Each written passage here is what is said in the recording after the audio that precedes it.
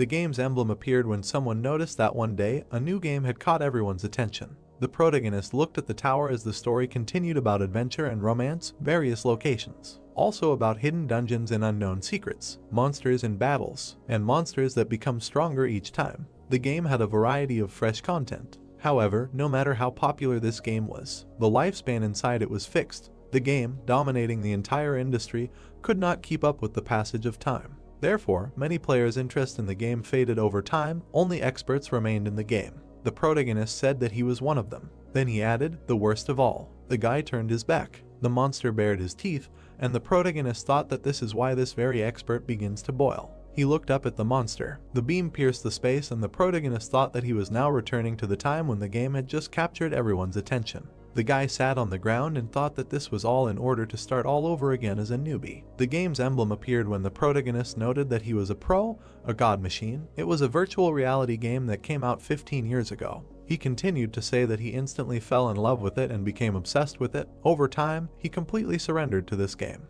The protagonist stood in front of the gate 15 years later. Suddenly, Lee Eugene clenched his fists when someone called him and asked if he went to get the enhancement stone. He doesn't have any thoughts, right? Then he thought, lousy lone shark, he will follow him even in the game. After which the brunette opened his mouth wide, put out his fists and asked when he was going to make a fortune and return all the money.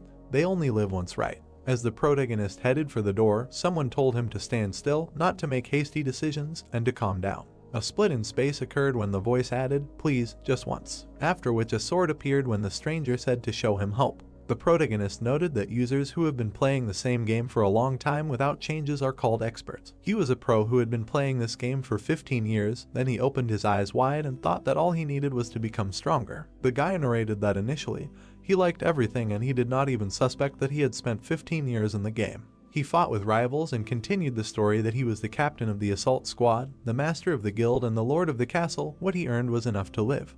But now, the protagonist held a stone in his hands, looked at it and talked about a 7-fold increase. If everything works out, then the debts will be over. Then he closed his eyes and thought that he could end his life in debt. After which he threw the crystal into the urn. A notification came about the creation of the item, plus 1 executive sword. Then he frowned and thought that he had a good feeling from the very beginning.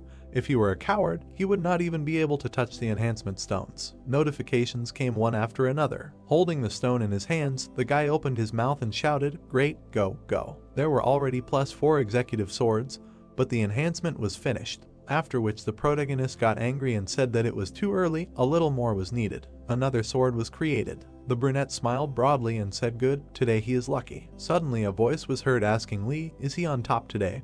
To which he replied that he managed to enhance the stone 5-fold in one go. Excitement flared up in him. After which he thought that from this moment everything is for real and began to pray to all the gods, asking them to give him strength. He threw the crystal into the urn again and shouted, let's go. The sword lit up. The enhancement continued as the protagonist cheered and shouted, yes. He then opened his mouth wide, holding the stone in his hand, and said that he would succeed today.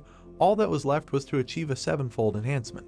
After which he threw the crystal again with a long cry, forward. The sword glowed even brighter. The 7th enhancement occurred as the guy loudly shouted hooray. Opening his eyes wide, he announced that he had managed to achieve a 7-fold enhancement in one go. The protagonist looked away questioningly, after which he smiled with fear in his eyes and thought that now he was not afraid of any borrowers. Considering how much he earned, he no longer needed to worry about debts, no. A tear rolled down his cheek as he said that this was a new beginning.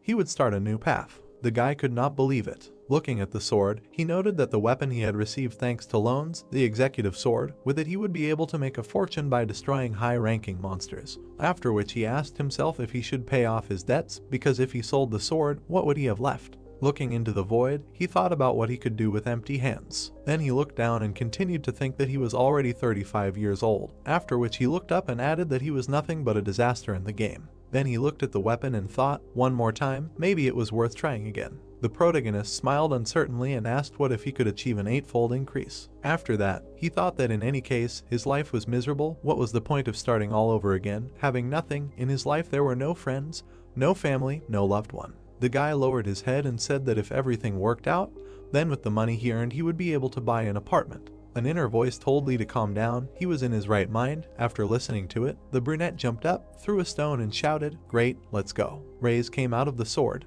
Then they shone very brightly, after which a notification came about the completion of the 8th enhancement. The guy's eyes were bulging out of their sockets. The protagonist began to cry, spread his arms and thought, thank the gods, they really exist. The virtual voice was delighted and asked if today was really his lucky day, to which the guy, with tears in his eyes, replied that he, too, about what kind of day it was. Then he opened his eyes and looked at the notification and the burning sword. Then he narrowed his eyes. The protagonist exhaled in relief. Then he bared his teeth, grabbed a stone and shouted, "Go," to which the voice asked if he was crazy, and he replied that he told you, a man only lives once. The voice ordered him to stop and asked what he would do if everything went wrong. After which the protagonist thought that the enhancement +9 is an extreme probability. The probability is 12/100ths of a millionth. If everything works out, then he can get money that is not comparable to an 8-fold enhancement. He would be able to afford a luxury apartment in Gangnam, and he would be able to restore his old relationships as well as make new ones. The guy continued to think about absolute luxury, a life without worries, the legendary 9-fold enhancement. The brunette gritted his teeth, frowned and thought that he would create this with his own hands today. He would become the most special. Then he felt the power and realized that no matter what he did today, this was his day. But suddenly, darkness appeared around the guy and an error occurred. The sword disappeared and a notification about the enhancement failure came. The protagonist's eyes diverged in different directions. Sweat ran down his hand when he asked why the 9th enhancement did not occur. The guy was confused and thought that apparently today is not the day when everything is possible. A voice in his head called him and said that it was time for him to go. The protagonist fell into a stupor and asked himself where to go, into a barrel filled with cement or into a chicken feed grinder. He continued the thought that a new life would await him if he could stop at 7-fold amplification, and if he stopped at 8-fold, he could buy an apartment in an elite area, and then asked what happened to him. His thought continued with the fact that if he could stop, he would start living like a human. But suddenly he interrupted his thoughts and thought that everything was wrong. He should not have done amplification from the very beginning. He punished himself by having to use private loans. He should not have started this game at all. After which he cried bitterly and said that if he could go back 15 years, he would never have come to such a life, but it was too late. Everything was pointless. Although he was an expert, he screwed up at everything. Then he caught himself thinking that his head was spinning. He began to fall and asked, "Stress hypertension." The protagonist jumped out of bed in fear. There was confusion in his eyes. He saw an IV and a badge on the bed. Then he looked ahead and asked where is he? A voice was heard saying that he had woken up. The doctor looked at Mr. Iajin and said that he was worried. The red-eyed man asked what, to which the doctor answered him, he does not remember, he was in an experimental capsule of virtual reality. The man looked at the guy and continued to say that he later came to them at the hospital because he had a seizure while going through the beta version. The brunette opened his eyes wide and thought, experimental beta version, what is he talking about?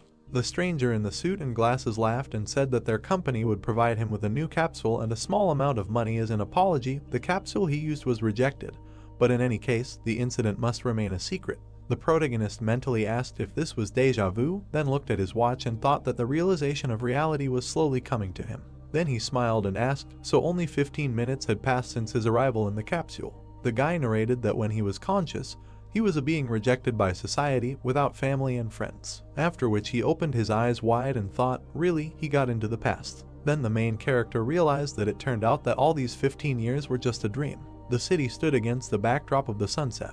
There was no light in the windows. The guy looked up. He was lying on the floor. There was a mirror next to him. He looked at himself and thought, smooth skin without a single wrinkle. Looking at himself, he thought that this did not at all resemble the face of a 35-year-old man who was addicted to alcohol and cigarettes. After which he frowned, and his face aged when he thought that all this was just a fantasy, and that was just a nightmare. The game emblem appeared again when the guy noted that his whole life was turned upside down because of this damn game. His younger sister said that she would do BJ and borrowed an item from him, but everything did not go according to plan. The girl was threatened with a knife when the guy kept thinking that she went into the hunting area alone and caught the eye of an enemy guild. After which she was attacked by a PK and dropped the item when the player who kills other players picked it up and disappeared. The guy said that after, in order to somehow recoup the loss of the item, they tried hard to catch a high-level monster and sell its item. Then he remembered how they even took out a personal loan later. The protagonist said that all he knows how to do is play games. He was going to break this wall between the game and reality. He said that more than 15 years have passed since the game was released, so each time its online was lower and lower. The ratio of 10-1 turned into 100-1. It was becoming increasingly difficult to pay off the interest, not to mention the debts. But in the end, he still bought an executive sword. He thought that he would increase its power and resell it. Then he remembered all the events and added that in the end. The protagonist stood at the mirror. He frowned and thought, it really was just a dream. Then he closed his eyes, after which he opened them, clenched his teeth and shouted that this could not be. The evil guy thought that the most promising game had become useless to anyone in 15 years, all that time spent together had become his whole life. Then he looked away and said, whatever. The protagonist looked at the capsule and said that he needed to play once, after which the game emblem appeared. The protagonist was falling into the portal. Suddenly a notification came from the machine god that she welcomed him. Dragons were flying in the multicolored sky. A bright beam appeared on it. The guy landed on a rock, looked at the tower and said that all this was not a dream, after which he thought that everything remained the same as it was 15 years ago. However, he walked up the stairs, looked at the columns and said that he didn't know how far he could see into the future. What if it was a completely different game? The protagonist frowned, thought about the inventory. When it appeared in front of his eyes, the guy said, a sword, but he had no other choice. A sword appeared in the protagonist's hand and he said that he had nothing to choose from. The guy had to fight a level D killer bug. The brunette frowned and said that, as he thought, he would be the first opponent. Suddenly, an opponent appeared in front of him, who tried to attack the protagonist, but he killed him. After which the young man looked up and said that it was easy to destroy these creatures. Then he turned around, saw a large insect and asked in surprise, what? The bug tried to strike with its paw, but the guy dodged them. The protagonist jumped up and raised his sword up. Looking at the opponent, he thought that his weak spot was obvious, after which he stuck the sword into the enemy and said, the back of the neck. The insect's wing moved, so the brunette pulled it out. Then he looked at his hand and said that his body was so light, after which he thought that it was definitely not the body of a 35-year-old man, and asked if he was young. Then the game character was too. The protagonist approached the dead creature and said, look what this insect will give him, then frowned and shouted out. He had a killer beetle sting in his hands, to which he said, not bad. The guy stood up and said, good. Then he smiled and said that he would do everything from memory, after which he noted that he really went back 15 years. The brunette realized that he was given one last chance. At first he was going to have fun, but in the end everything went in the opposite direction. However, this time everything will be different. The main character smiled, extended his hand and said that he would take all the delights of the game, hidden places and objects, all this for himself, and only after that he would truly enjoy the game. The training tower includes 10 floors, with each rise to a new floor. The difficulty level and the number of monsters increases. Having passed all 10 levels, you can go out to the main world as a player of level 10. The monsters in this game were created strong enough and are given 5 minutes to survive this fight. Usually he is controlled much faster because he already has enough information about this game. You need to attack the monster at vital points to minimize the time spent on its destruction. Lee Eejin saw the sign of the 3rd floor and thought that there were 3 monsters. He saw the sign of the 6th floor and thought that there were 6 monsters. He smiled and thought that there was nothing special even if there were several monsters. Killer bugs were approaching him from both sides. Damaged killer bugs were lying on the floor. The protagonist looked up, trying to catch his breath. He turned around when he heard an announcement that a new record had been set in the training tower on the 9th floor, and asked if he wanted to add his name to the record table. The brunette combed his hair back. He lowered his hand and called himself an expert. He looked straight ahead and heard that the username had been registered, and that it was possible to select a difficulty level on the 10th floor. He turned around and thought in bewilderment that he did not remember this before. He remembered that before they simply called the rank, the next mission, there were not many hidden privileges with hidden items in the training tower. Lee Eejin stared thoughtfully at the notification and said that, apparently, these privileges were available to those who managed to break the world record. A C rank boss is 10 times stronger than a D rank boss, and a C+ boss is 1,000 times stronger than a D rank boss. A person in his right mind would never increase the difficulty level too much. The boss was raised to level C+. The protagonist threw his hands on his hips and thought that he had become almost a pro, and people like him could fight a plus and S rank monsters in the future. He ran up the stairs asking why he should be surprised by things like C+ rank monsters. He smiled as he went up. Darkness appeared and people began to discuss the protagonist. They were surprised that there was a hidden boss in the tower. Only a little time had passed since the game was created, and something like a hidden boss had already appeared. And recently a new world record was set on the 9th floor, and as expected from the Koreans, his nickname is Expert. So little time had passed, and he had already bent everyone over, and someone asked if he was streaming the walkthrough because it would be interesting to watch. The girl opened her mouth and said that she had not seen anyone inside, and if this really happened, then everyone would have noticed it. The man opened his mouth and said that it was impossible to choose a C+ rank boss on the 4th floor. The man looked askance and thought what the hell was going on. He had just passed the 10th floor but was hearing this news for the first time, and how could this even happen? All the players from the newbie village knew each other well.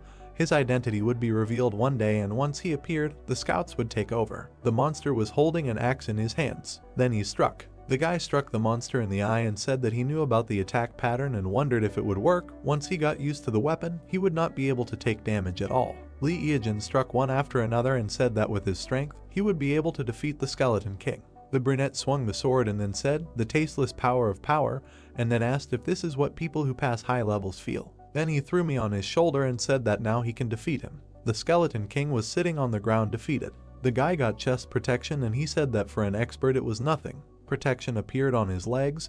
He said that he could get excellent items. He put his hands in front of him and said that it was time to leave the training tower. The protagonist put his hands on his belt and said that in this game items are much more important than statistics, and now that he has C+ rank armor, maybe he should enjoy a tasty morsel. He ran away saying that before leaving this place he needed to check something. The guy started crawling on the floor trying to feel something with his hands. Then he ran over a tile with a picture and shouted that he found it. He clicked on this tile because he heard about this information in an interview with top-ranked players. If you successfully clear the 10th floor of the training tower in the shortest time, you can open another floor. The 11th floor opening notification sounded and a huge gate appeared in front of the guy. The protagonist looked at it and said that he hadn't gone through it himself, but he was curious. It was the highest difficulty level among all the hidden quests. He kicked and said, "Go ahead." Then he smiled slyly, but then something flew into his head. He lay on the ground in bewilderment. A huge fist hit him next to him. He tried to dodge. Lee Eejin started running and said that he had gone back 15 years and therefore all he could do was attack C+ rank monsters, and he didn't understand how this monster could just jump out. There was an explosion. The guy fell from the blast wave. He opened his eyes wide and said something like, "Making fun of me, and how could he possibly defeat him?" A huge monster stood in front of him. It was a dragon prison advisor. The protagonist looked at him in amazement and said that the monster in training was S rank, but did not finish and suggested that maybe it was created by mistake and that the world slapped him again.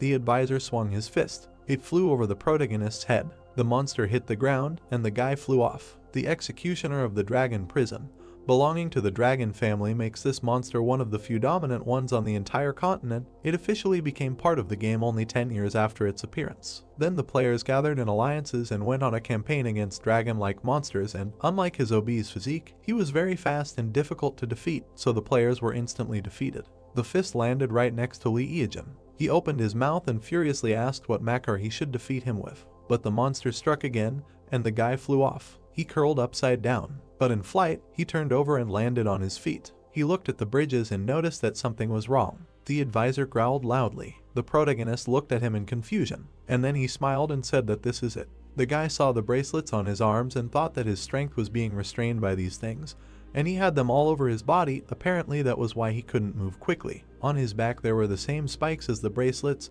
and the guy thought that, in other words, this creature was not a tormentor, but just a low-ranking monster. The monster stretched out its hand to the guy. It took out a sword and shouted that the developers made the game really fun and there definitely had to be some kind of Easter egg in it. Lee Eejin swung the sword, and then he struck. The advisor looked at him in surprise. The guy was scared at first. Then he smiled. The monster struck, and the brunette thought that even though he had combined poison, a sword, and chainmail, this blow had only lowered his HP by 25 points, and the monster was much stronger than he thought. The monster's fist flew past the guy, and he thought that if he focused on its attacks, he could easily dodge them. In addition, his sword could not break, and at least he did not have to worry about that. Initially, he had the ability to regenerate, but now he was in an area where he could not use this skill. The protagonist lowered his sword and said that from now on, a long battle awaited him. The guy jumped on the monster and thought that this was how his battle to the death with this creature began.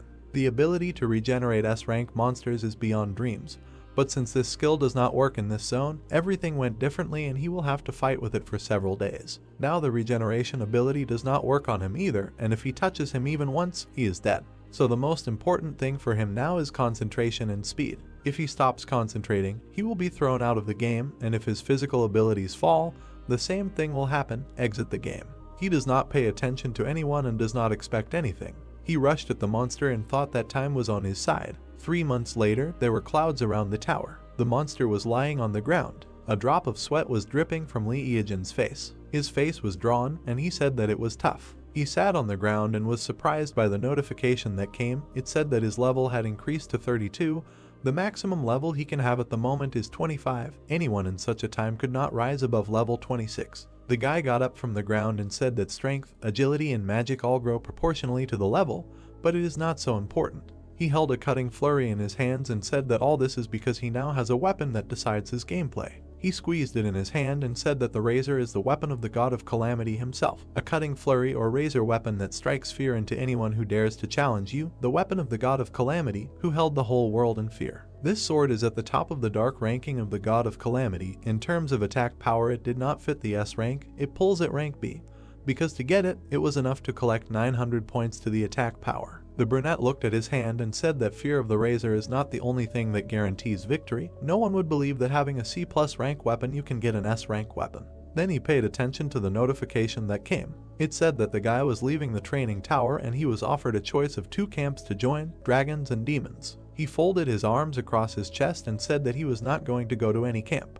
A notification came asking if he wanted to stay with the human. The protagonist smiled and said, of course. He continued to smile and thought that in this way he would free himself from the control of demons and dragons, and said out loud that although he would not receive various privileges now, and besides, when would he be able to catch monsters from a friendly camp? He made a face and said that because of this, the pleasure of farming would decrease. The sun flew off in the village of newbies. All the people looked at the guy in surprise, and he thought that there was no need to complete the starting quests, and he did not have time to run from point A to point B. People looked at him with disgust, asking what was wrong with this pervert, and the main character thought that from that moment on he fought high-level monsters that no one could defeat, being at the same level as him. The woman covered the child's eyes, and the naked guy thought that if such creatures touch you even a little, then you are a corpse and no armor will help. In such situations, gloves, shoes, and various accessories would not hurt. He turned around when he was called out, calling him a pervert. The man looked at him and said that he saw him auction off a rather valuable item.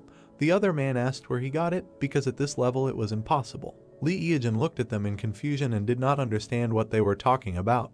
He thought that it was very vague, but still he felt the same smell from them that emanated from him too, a barely perceptible smell of rottenness. The man looked at him sideways and asked where and for what quest he got it. The men crowded around him saying that if he could do it, then they could too, and he should quickly tell them about the quest, and the guy thought it was dead water. The protagonist looked at the men and thought that the place was made specifically for beginners, and when you exceed level 15, you can't come back here. He thought that he had already reached level 32 in the training head, and that's the only reason he was standing here. The man told him that if he didn't tell them, they would follow him and prevent him from rising to the next levels. The man pointed a candy at him and asked that since he had just left the training tower, he was only level 10, and the guy thought that these overgrown guys died on purpose during leveling, revived here and gained experience on beginners. The protagonist stared at him. Then he smiled, and he came closer and said that good things should be shared. He would tell them where to go to reserve a rebel. The men started discussing what to do with him, and at first they thought he was some kind of pervert, since he was standing naked, but it seemed like he was normal, and then they asked him to quickly tell them the place and they would go.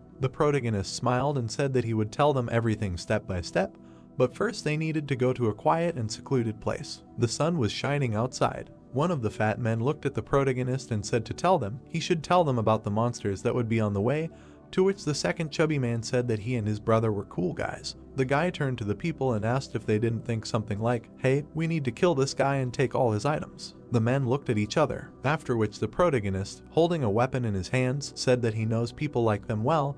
They deliberately wait for newbies like rats. They have gained enough experience and are level 15, and then they attack and take everything from newbies. After his words, the strangers frowned when one of them asked what he just said, and the second added questioningly, he wants them to make him change his mind about entering this game. The guy opened his mouth and said how impudent. Then he clenched his teeth, frowned, put out his hand with a weapon and shouted that he liked their impudence. After which the man swung and shouted that then he should get ready to give up his things and forget about this game forever. The protagonist pierced the fat man with a sword. Snot came out of his nose. The second stranger, looking at this, was shocked. Then the protagonist began to fight off the man in the helmet. The chubby one coughed when his eyes almost fell out. The tall stranger angrily began to take out his weapon and shouted, "What a bastard." Then he opened his mouth wide when the opponent pierced his hand, after which he received a blow. Seeing what was happening, the man in the helmet began to run away. But the brunette caught up with the brat and said how cute it was, after which he screamed in fear. The man hid around the corner,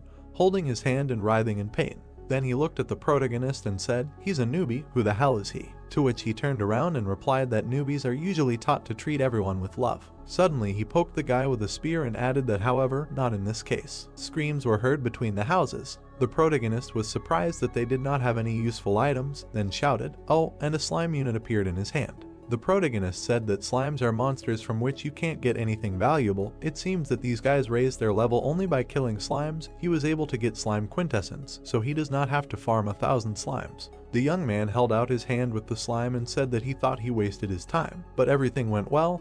This thing will come in handy when he attacks the dungeon. He then looked at the virtual tablet and said that it looks like his item was bought at the auction, then noted that the auction is held for 72 hours from the time of registration. But there are exceptions, in cases where the price increases at least 10 times the original price. The guy smiled and asked, "I wonder what kind of rich kid bought this?" His eyes grew bigger. In the tablet, he saw equipment that cost a lot of money.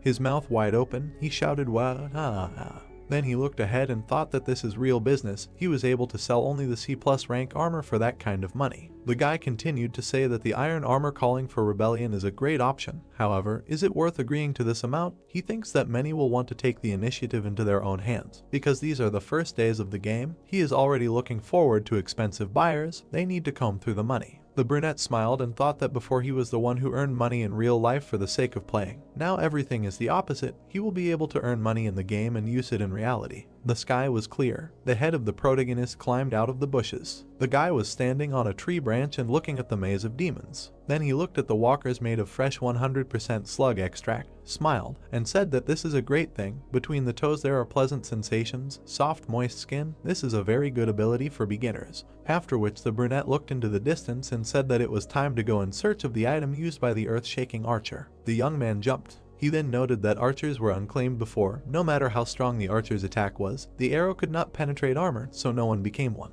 The protagonist continued to narrate that, however, there was a top archer back then who appeared out of nowhere like a comet. Oddly enough, he always fought and hunted with a special item. In one battle, the archer's opponents laughed at the fact that a bow and arrow were not weapons. However, that day, all of them had broken ankles. That is why that archer was nicknamed the Earth-Shaking Archer. The guy said that later he heard that he received a special item as a reward for passing a hidden dungeon in the labyrinth of evil spirits. Running into the cave, the brunette thought that although he was not an archer, he could move as fast as them. In front of him, he saw a monster. The demon turned its head and looked at the guy, after which the main character smiled and said that his finest hour had come, then asked if they would try to fight. The demon's eyes bulged. The red-eyed man made a dash. Suddenly he was surprised when there were a lot of monsters. The guy opened his eyes wide and shouted that there were many more of them than he thought.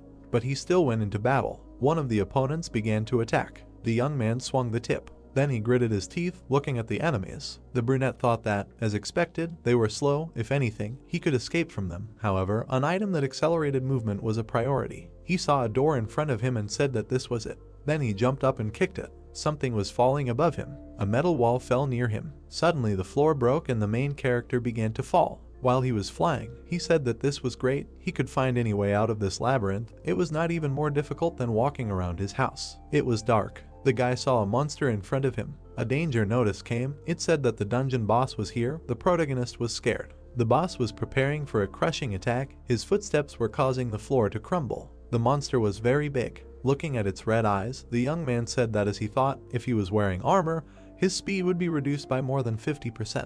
The protagonist stood ready when he said that it would be the same even if he wore iron armor. That's why he doesn't wear it. The scarlet demon bared his teeth. The guy smiled and said that as soon as he came, he prepared a warm welcome for him, then asked if he was bored because no one had come to him yet. The brunette turned around, saw the demons and said that they were persistent guys. He looked at them sarcastically and added that they were not trying hard enough. Time was up. The monsters began to fall, yellow liquid pouring out of their mouths. One by one, they started dying when the guy said that when he looked at it, it was a terrible but powerful force. He then explained about the quick strike. It was a point damage technique that deals a certain amount of hits that cause bleeding, ignoring the shield, a cheating technique that made the Razor #1 in the rankings. The protagonist noted that the damage reduction for a second is 1/100th of the enemy's total HP.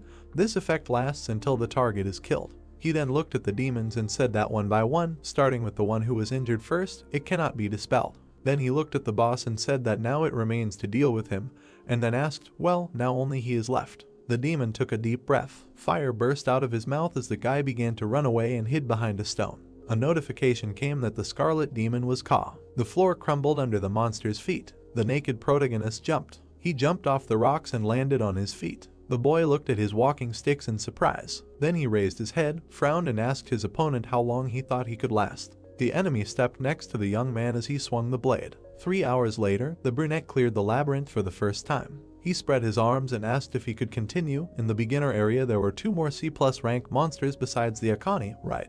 Then he looked away and thought. Lee looked into the distance at the nature and said, okay, he chooses it. The sky was brown. Insects were flying in the nightmare forest outside the beginner village. The protagonist quickly ran away from the C+ rank water spider. In motion, he turned to him and asked, since he had caught part of the prey in the net, why was he chasing him? Was even some insect an important prey for him? The rival was above the guy's head. Then the brunette turned around and saw an explosion. He jumped when a trap appeared under him. Then he smiled and said that this is exactly what he wanted. The spider was terrifying. The ground was shaking. Sounds were heard. The protagonist jumped off the cliff. Then he looked down in fear. An insect appeared behind him. It made strange sounds. The guy looked at it from under his brows. They stood opposite each other. The enemy made a dash, after which there was an explosion. Then the brunette laughed and asked. The intruder entered his territory, and he personally came to settle accounts with him. A scaly king cobra appeared, sitting on a rock. The young man said that this was a great chance to deal with 2 bosses at the same time and also increase his agility. Looking at the spider, he continued to say that the water spider, which never lets go of the prey, even if others are already looking at it, then turned his gaze to the cobra and added that the king cobra with scales, which will never let go of intruders in its territory. Continuing to look at them, he said that many players would have their legs buckled from seeing this. This is a funny sight for a person like him. Then the protagonist opened his mouth and said that seeing how they both die, a notification came about receiving the exoskeleton of the soothsayer and the scaly dream without blood and tears. Everyone was surprised that these are C+ rank items. People looked at this in surprise, wondering how he was able to get this and what monsters he killed, and also that this is impossible and this is just a bug. The man clenched his fists and shouted, 3,000, 5,000, are you kidding me, 6,000, 6,500, 7. Lee Eejin leaned back in his chair and said that he had only just started and the stakes were already rising. How much more could he raise? He pressed his lips together and asked if he was really like that. The guy looked to the side and wondered if the poor guys who were shaking over the crumbs that others were throwing down, was that really what they looked like when top players like him were looking at them? Then he looked closely. The phone rang. It was his uncle. The protagonist took the phone in his hand, scratched his head and said that he didn't want to pick it up, but if he didn't answer, the guy would start to annoy him even more. He brought the phone to his ear and said, hello. His head was blown off from the scream that when he was demobilized from the army, he should have stopped by to see him. The guy awkwardly looked away and said that he was just busy here and there. The uncle started yelling at him, asking what he was busy with. The uncle, sitting on the floor, started yelling that after demobilization, he probably did nothing but play with toys. The guy closed his eyes and thought that the uncle was right, and he said that there was a memorial service soon and he should come the day before it. The man continued yelling into the phone that Lee Eejin was already a man and it was time for him to grow up. The guy took the phone away from his ear, and the uncle continued yelling that it was time for him to start earning a living and he should look at his cousins. They all went to prestigious universities. The brunette said that it was as if he himself earned his living, and did not raise him on his parents' inheritance, which he eventually took for himself. He sighed with relief. The protagonist laughed and said that he was a top player and raised the bar. The light on the stream was blinking and he said that he had a long way to go. The protagonist leaned back in his chair. Then he looked seriously and said that there was nothing more to do in the beginner's area and it was time for a real game. He looked at the capsule and his uncle was indignant that he was not listening to him at all. Merciless desert, Zone B, abandoned ruins of an ancient civilization.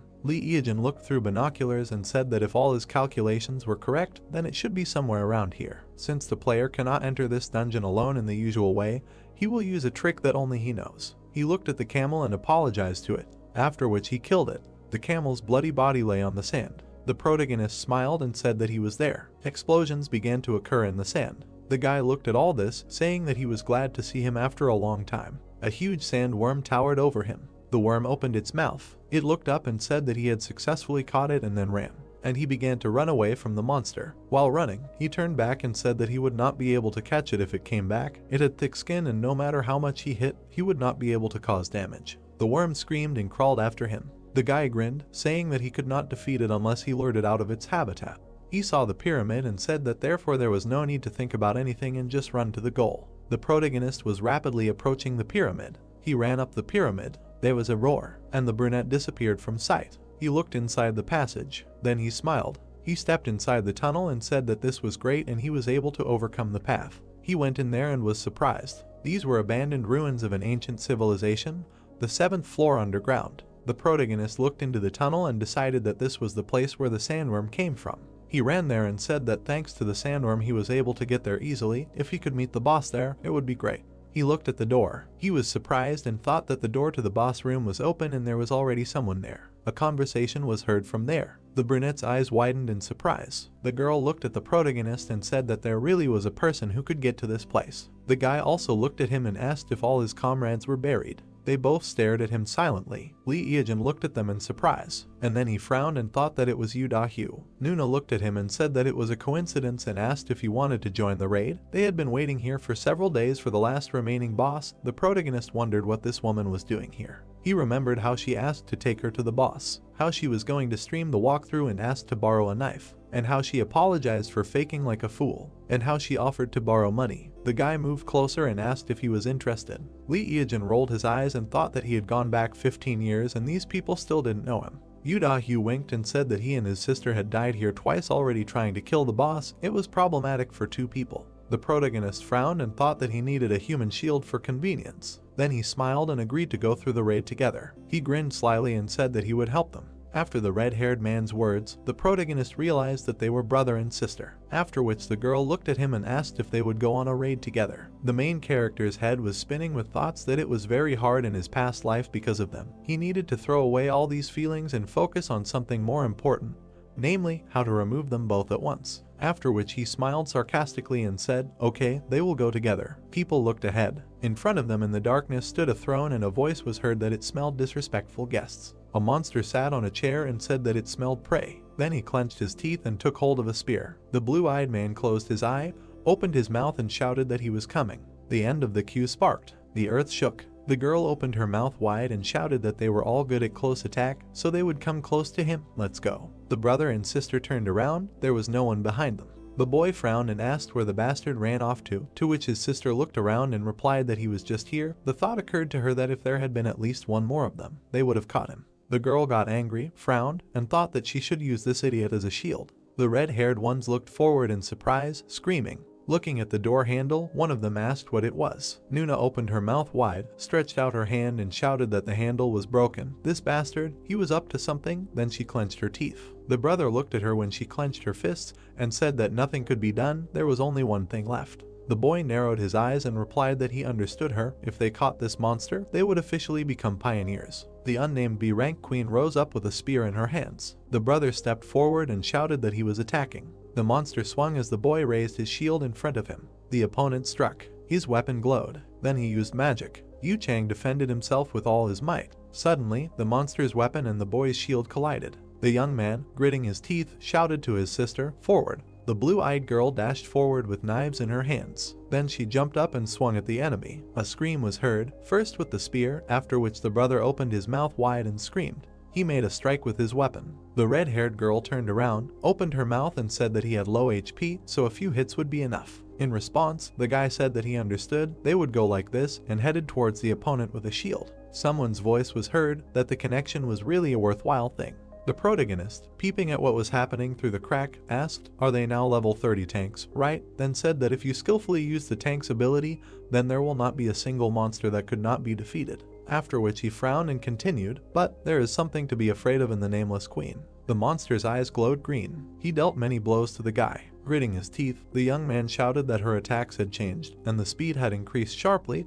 They would not be able to avoid all the attacks. The queen dealt a blow, after which there was an explosion. The fragments flew apart when the guy, closing his eyes, screamed. His sister tried to attack her rival. Then she opened her eyes wide and said, "Damn, they have already gotten used to her previous attack style. Now it will not be easy to dodge her blows and her speed." Suddenly the enemy appeared in front of the girl when she closed her eyes and said that it was too late. There was an explosion when the lady opened her eyes. The monster was lying on the ground, blood was flying around him. The protagonist was striking and saying, "Checkmate." The blue-eyed girl opened her eyes wide, stared at the protagonist and asked him. Then her gaze became angry and she continued, "He appeared at the very last moment." Her brother, gritting his teeth, shouted in rage that this coward was sitting in ambush the whole time. They could not get out of here because he broke the door handle. Throwing his sword over his shoulder, the guy replied that thanks to him they defeated the boss, and after all, it was he who saved their lives. Suddenly, a notification came that the nameless queen was successfully defeated, and there was another female player in their group. They were able to discover a hidden quest of forgotten ancient ruins. The heroes asked in surprise, "Female player, hidden quest, what kind of nonsense?" The red-haired ones turned around when the guy said that this bastard ran away again.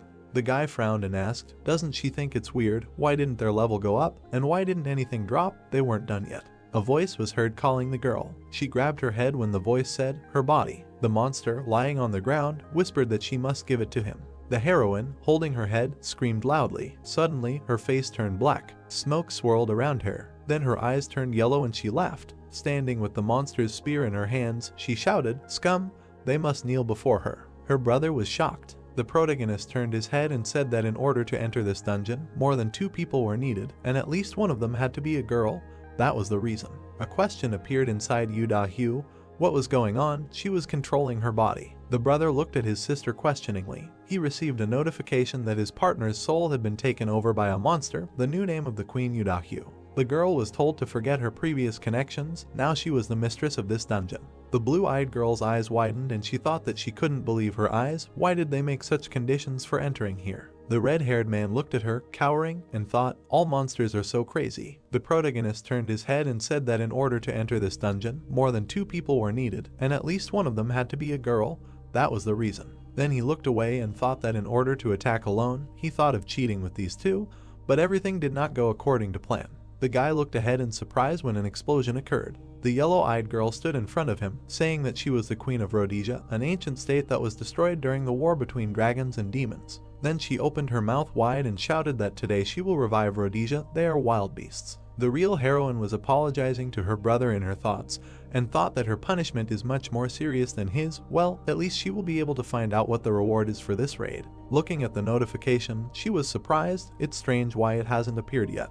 The protagonist began to undress. Then the blue-eyed girl looked at him and shouted, "That's right, that pervert, the raid is not over yet."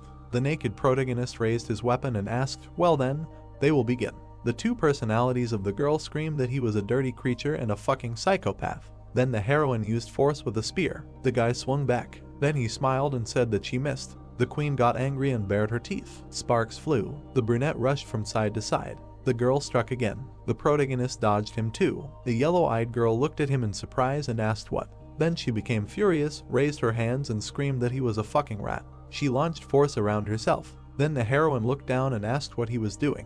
The protagonist was lying on the floor, writhing in pain and saying that he hit his head. He would lie down for a while. Suddenly, he crawled away like a centipede. The red-haired girl fell into a stupor and her eyes became square. Then she silently raised her hand. The red-eyed man looked at her emotionlessly. Illustrations of power were displayed on the ceiling, with the girl standing with a staff in her hands and the guy sitting on the floor. After which the lady looked at her opponent and told him to die. The brunette smiled and said that the atmosphere was heating up. Sparks flew from the ceiling. The protagonist's legs ran when he said that then he shouldn't stand like a pillar either. He showed different techniques when the girl looked at it in surprise. After which the main character landed on his feet and spread his arms out to the sides. The heroine's pupils narrowed when she thought about what this idiot was doing. Suddenly the guy approached her when her thought continued with the fact that he seemed to have been on such raids more than a dozen times. Then power flew at her. She told her to stop. The brunette delivered multiple blows when the girl writhed and screamed, "Stop, enough." The protagonist smiled wickedly and thought that since the previous battle her HP was almost at 0,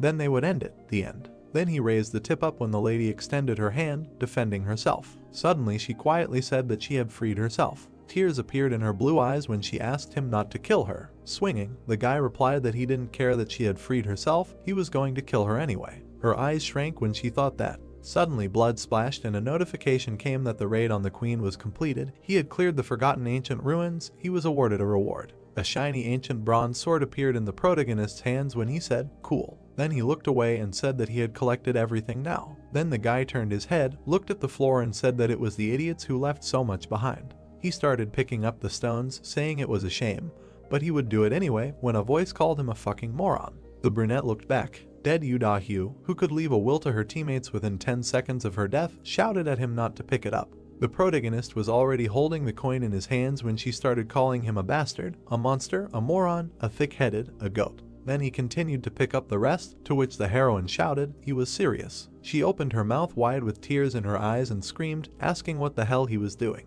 A notification came asking if he wanted to leave his name. The protagonist looked away and said, stagnant water. On the tablet screen was a moment from the battle when the queen missed. The brunette sat in the capsule with a tablet in his hands and remembered that he then hid in a clay pot and recorded it all.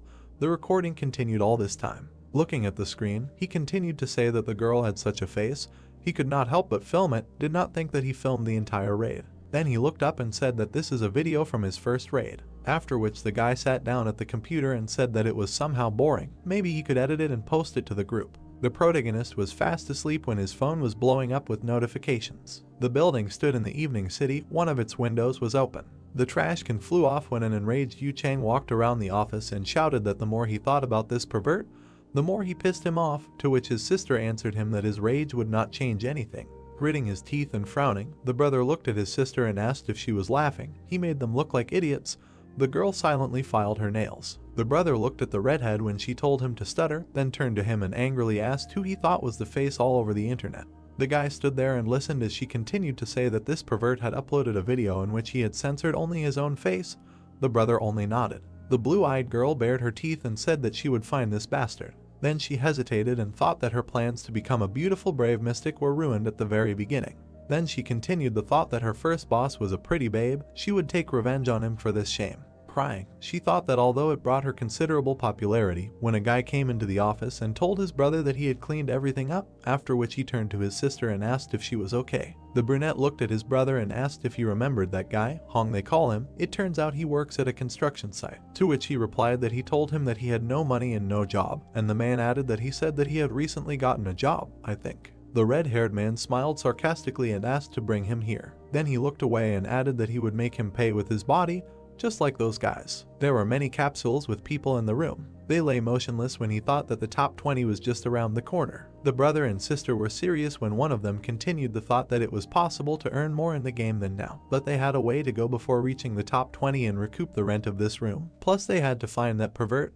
He would destroy him. A voice came from the research room of the Seoul K1 Pro Players team. Look at this. The guy was sitting at the computer and asking, a B+ raid video. When the second asked again, early B+, he didn't know who it was, but he was a monster. The brunette opened his mouth in surprise and said that it was a little strange. Looking at the footage from the video, he asked who this crazy pervert was. The young man looked at the screen and asked if he wanted to say that he won like this in the B+ rating, to which the first closed his eyes and replied that it was as if he saw the dance of death. One of the guys grabbed his head and shouted how they should play now if he exists, to which he received the answer that he should invite him to his father's noodle shop. The blue-eyed guy silently looked away. Director Ying stuck out his finger, opened his mouth wide and shouted, send a message to this guy from Deadwater right now, he wants this guy to join their team.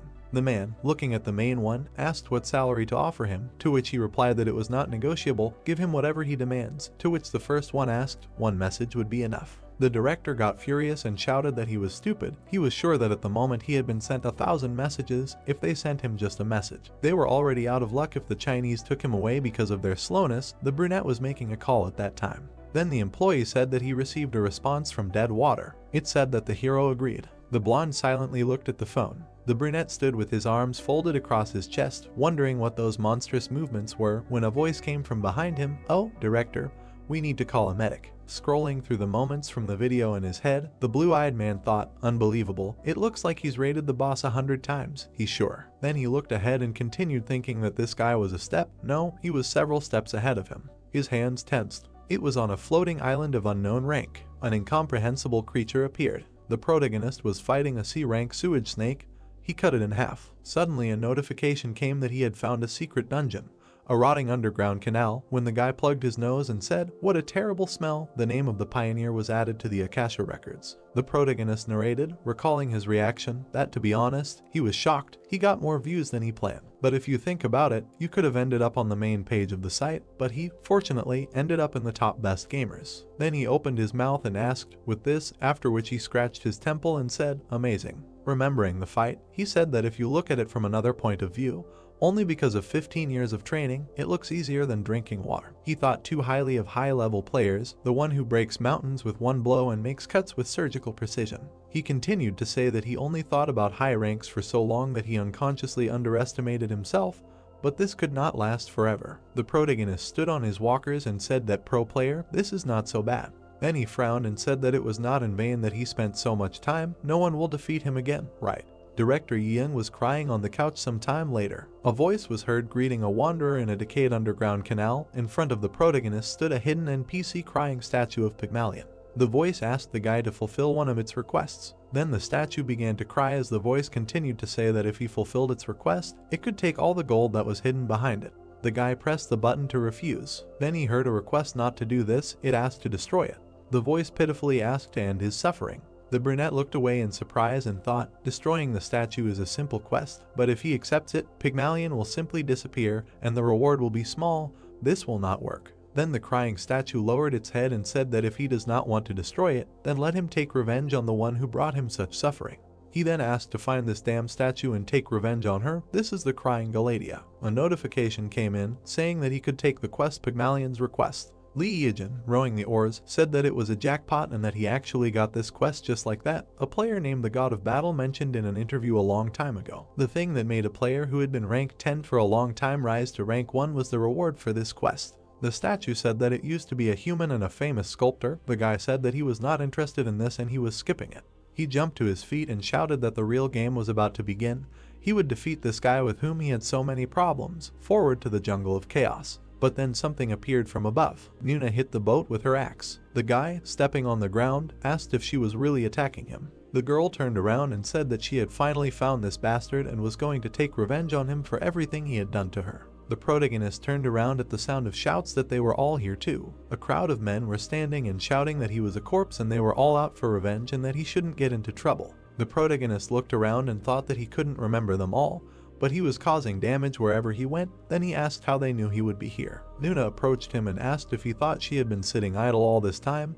Did he think he could stand up to such a crowd? Li Yijin looked around and thought that he had completely memorized her attack patterns when she was a boss, but killing players might be a bit difficult. The people around him started preparing to attack, and the guy thought that he was sure of one thing: they weren't just here for revenge. He licked his hands and thought that maybe he could use them. There was a pop. Only clothes were left on the ground and everyone wondered where he went. The girl looked back when she heard the question about where they were aiming. Li Yijin stood naked on the pole and looked at everyone arrogantly. Then he smirked and spread his arms and asked if they would accompany him on a secret raid. The man asked in surprise what the hell he was talking about, and the other said that he was trying to trick them again. He raised one hand and said that he knew what they really wanted, and that was information. He threw his head back and said, bosses, hidden dungeons, information about quests, and the first run, because that was why they were chasing him. Everyone looked at him in confusion. Then the protagonist scratched the back of his head and said that he thought his outfit was also quite unique. He spread his arms and said that in any case, as they expected, he could provide them with all this special class information. The girl pressed her lips and thought, the first run. Li Yijin extended his hand and asked what they were going to do now if they wanted to go with them. And thus, their team was formed. Yu Da-hyu, Nuna, the Lone Shark Twins, Li Dongbai, Li Yunbai, Li Jianbai, the three beautiful musketeers, the mobs, the rest he sent in case of trouble, and the professional player of the soul branch of K1, Ma T-Gang. The protagonist looked at T-Gang and abruptly turned away, thinking that this was amazing. It really was T-Gang.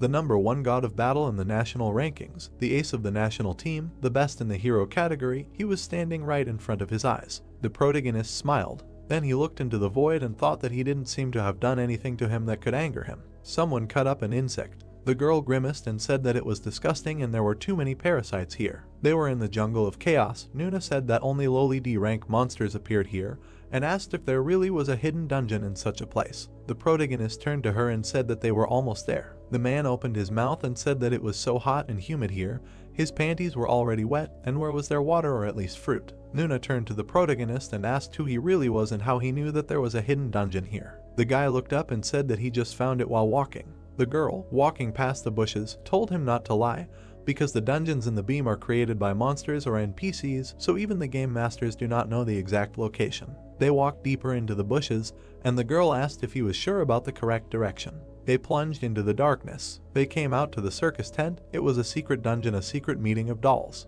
Li Yijin ran forward saying that he would go first. Da-hyu looked at it and concluded that he wanted to appropriate everything for himself. He ordered him to stop. They entered the hidden dungeon of the secret meeting of the dolls. The controllers behind the scenes were on alert, the entities on the stage awakened, the jesters began their performance. The blow fell between two guys. They were the serial killer pirate and the gargoyle. The protagonist rose into the air with the help of red leather steps and said that for guys like them who live for performances, there is nothing more terrible than the disappearance of the stage. Then he stamped his foot, and the ground began to crack. The monsters began to shake, and the protagonist said that for clowns and clown-like monsters, the damage from the earthquake is double. They also have the attribute of a minion, so the blood is doubled. The gargoyle tried to strike, but the guy dodged, and Pirate put out his hands. Lee Eugene continued to dodge the blows and said that in other words, they receive 4 times the damage from one blow. The protagonist plunged the blade into the clown's head. He smiled and asked what he should do because he wanted to be hit, but his body reacted on its own, so he missed again. The protagonist looked at the battlefield and thought that he had killed a whole bunch of C+ rank monsters in an instant. Jianbai looked at the protagonist and thought that, frankly speaking, he had no flaws. When she came to the dungeon and saw the bronze giant, it had already been defeated. The protagonist stood on the monster, and the girl thought that even she as a player was repulsed by its abilities. She personally wanted to see it in action, so she joined the raid, but she did not expect this. She turned around when someone asked for some items. The men angrily shouted that it didn't look like a group raid. He just killed all the monsters by himself. They wanted the rewards too. Everything should be equal in a team. Iajin turned around when he heard this. The girl looked at them and thought that this sucked. Dahyu grimaced and wondered why they were whining. Teagang rolled over and thought that after all, he had no reason to be on his side and why they were probably even right. Tiak pointed his finger at the main character and said that he hoped that he didn't want to grab all these things for himself. The guy replied that he would give them to him. The man's eyes widened when he heard this. Iajin smiled and said that they could split everything equally between them. He was a team after all. The man grimaced. Then he rubbed his nose and said that he was better than they thought, and the guy replied that since they were a team, they should be honest with each other. Dahyu looked at them and thought they were idiots. She bit Booga and thought that it was impossible and he couldn't be that kind. He definitely had skeletons in his closet and he was definitely trying to use them. The man came up behind the main character and told him to open the door to the next floor. The girl thought that he was now acting like a simpleton. The door opened. There were many columns in the room. In the center there was a statue of a girl who covered her face with her hands. They found themselves in a secret meeting of dolls too. Everyone began to walk around the statue, saying that they didn't think it would be so spacious, and from a distance the statue looked like a piece of cloth. Everyone scattered around the hall and began to study it, saying that it looked like a room with a boss. They wondered what kind of chairs these were. The hall began to fill with smoke. The controllers behind the curtains began to express their anger. The man looked back and asked where the boss was. A headless man appeared behind him. He fell to the floor. Everyone looked at it in surprise and did not understand what happened. And now the second person died and fell. No one understood what happened. The girl opened her mouth and said with surprise that it was her doing. She aged to a statue and said that this was not an ordinary statue. Blood was wrapped around her hands, and someone shouted that it was a monster and they did not understand how it moved and was already standing in another place. Everyone stared at the statue. The protagonist smiled and thought that, as he expected, Tegan quickly understood everything. This boss cannot be defeated for 5 years, since he was found. It was a statue of a crying Galantia. It was invented based on the Weeping Angels from the Doctor Who series. The girl swung her sword and said that the statue was a monster. They were parodied many times, especially in Dem, and after it was upgraded, it began to look damn scary. The girl struck, after which she looked in surprise. Dongbai was about to hit with her staff and asked to move away. Then she hit it and the statue burst into flames. The girl pressed her lips together in disappointment and said that it was unsolvable. Yunbai frowned and asked how they could defeat it. Teagang frowned and wondered when the boss would attack. Dahyu turned around and said that it seemed like their attacks wouldn't work until the boss moved and asked if anyone had seen her move. Everyone stood tense and the girl said that she didn't know when she would move, but they definitely wouldn't be able to block the attack and they needed to calculate the time to attack. The man raised one eyebrow and asked how they could make her move. Everyone stared ahead silently. Then they turned their heads towards the sound. Iajin was standing there wearing a cloak and smiling. Chang opened his mouth and shouted what he was going to do, and anyway, he was the one who dragged them here. The door was locked. They couldn't get out. Then they asked if he had a plan. The protagonist cleared his throat. He raised his finger and said that there were only 2 ways to leave this dungeon.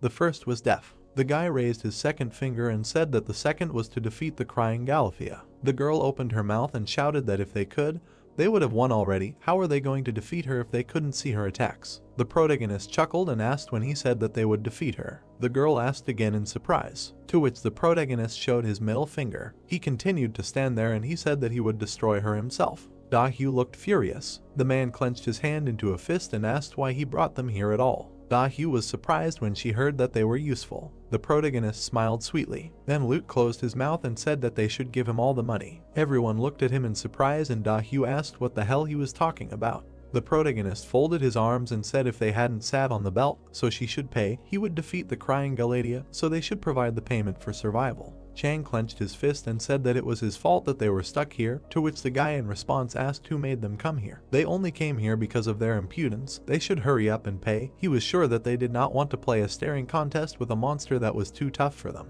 The girl looked at him silently, then she cleared her throat and asked how much he wanted. The protagonist smiled evilly and said, 100 million gold. Da-hyu looked at him furiously. Chang rushed to the guy and said that he was completely out of his mind, he thought that he could do whatever he wanted. The brunette cowered in fear and said that he was very scared. But then Chang's head was torn off. Da-hyu closed her eyes and thought that this idiot should have calculated the situation, and the guy told her that now she had to pay double. Then she opened her eyes and wondered why she had to pay for her brother, to which she replied that they were one family. A dagger appeared near the protagonist's face. The girl looked at him intently and said that he shouldn't play with her, she could just share the punishment with the others and finish him off here. How could she even believe that he would keep his promise? Then he grinned and said that if she didn't believe him, she could make a deposit. The DEM deposit system allows you to deposit the promised amount into a third-party account until the transaction is completed satisfactorily. In other words, it is a security deposit. If the payer is not satisfied with the recipient of the payment, the money is returned to him. The third-party account to which the deposit is received does not belong to anyone, it is protected by an absolute rule. The girl remained silent. The SU stared at them in surprise. The boy glanced at everything and continued to say that she could take the reward for defeating crying Galatea. He moved his hand to the side and said that he did not claim it. Everyone stared at him and thought that crying Galatea seemed to be a B+ rank boss. Also due to the advantage of being the first in the world to defeat her, the reward should not be less than B+ rank. T-Gang stared at him. Everyone stood silently. Out of all the items in the market, the current highest rank is C+. This is crazy. If they can get it, they will be one step ahead of everyone else. The girl gritted her teeth and put it that she can't fall for this. Why would he refuse a B+ rank item? It means he has something better. Iyajin stared silently. When a player is in a team, he has the right to distribute the reward from defeating the boss. Also, if you upload a raid video, you can expect to get views or even ad revenue. If you leave the raid halfway, the video is automatically deleted. You cannot refuse it. The girl began to slowly put away the dagger. Then the protagonist raised his finger and said that this is the right choice. They have 6 people, and the fee is 100 million, so each one needs 14 million. He was very surprised when he saw that the girl contributed 200 million gold. Golden Rain contributed 100 million, Silver Rain contributed 100 million gold. Bronze Rain contributed 100 million, Teak contributed 100 million gold. The God of Battle contributed 100 million gold. Iyajin looking at this. He stared at them and thought that he wanted them to pay a total of 100 million. He seems to be these guys really want to finish this. The girl asked him to keep his word. She looked closely and corrected to make sure that he really will defeat the statue and all the loot from the boss will go to them. To which the protagonist nodded affirmatively, and he began to walk forward, thinking that they must really want to be pioneers. That was the reason for their success in the future. He frowned and thought that in their place he would give up and die, and out loud he said that when he gave the signal, everyone should turn away from the statue. He came close to it. 5 years after the discovery of the Weeping Gallatin, collective reflections, inductive records, counting every unexpected change, hidden options. He put the shield in front of him and thought that only after collecting all this, some guys, having resigned themselves to the possibility of destruction, decided to defeat the terrible and deadly monster. The brunette put the bronze shield of the ancient civilization in front of him. He grinned and ordered to close their eyes. Everyone closed their eyes. The guy looked at the statue and the reflection in the shield. The statue removed her hands from her face. Then she swung, but the guy saw it. He dodged all the blows of the statue, and then he plunged a dagger into her eye. Then he ran away from her. The statue kept trying to hit, but the protagonist dodged them all. He defended himself with a shield. The girl bared her teeth. She looked at her hands. Crying Galatea becomes indestructible when someone is looking at her, but when they stop looking at her, she turns into a monster and attacks the nearest player. The most frightening and important fact about this statue is that it is an attention seeker. The brunette opened his mouth and shouted for everyone to open their eyes. Da-hyu opened her eyes and looked around. The statue behind the protagonist returned to its original position. The guy attempted to attack the statue and thought that he had already checked everything. His information was reliable, its attack pattern resets after each stop.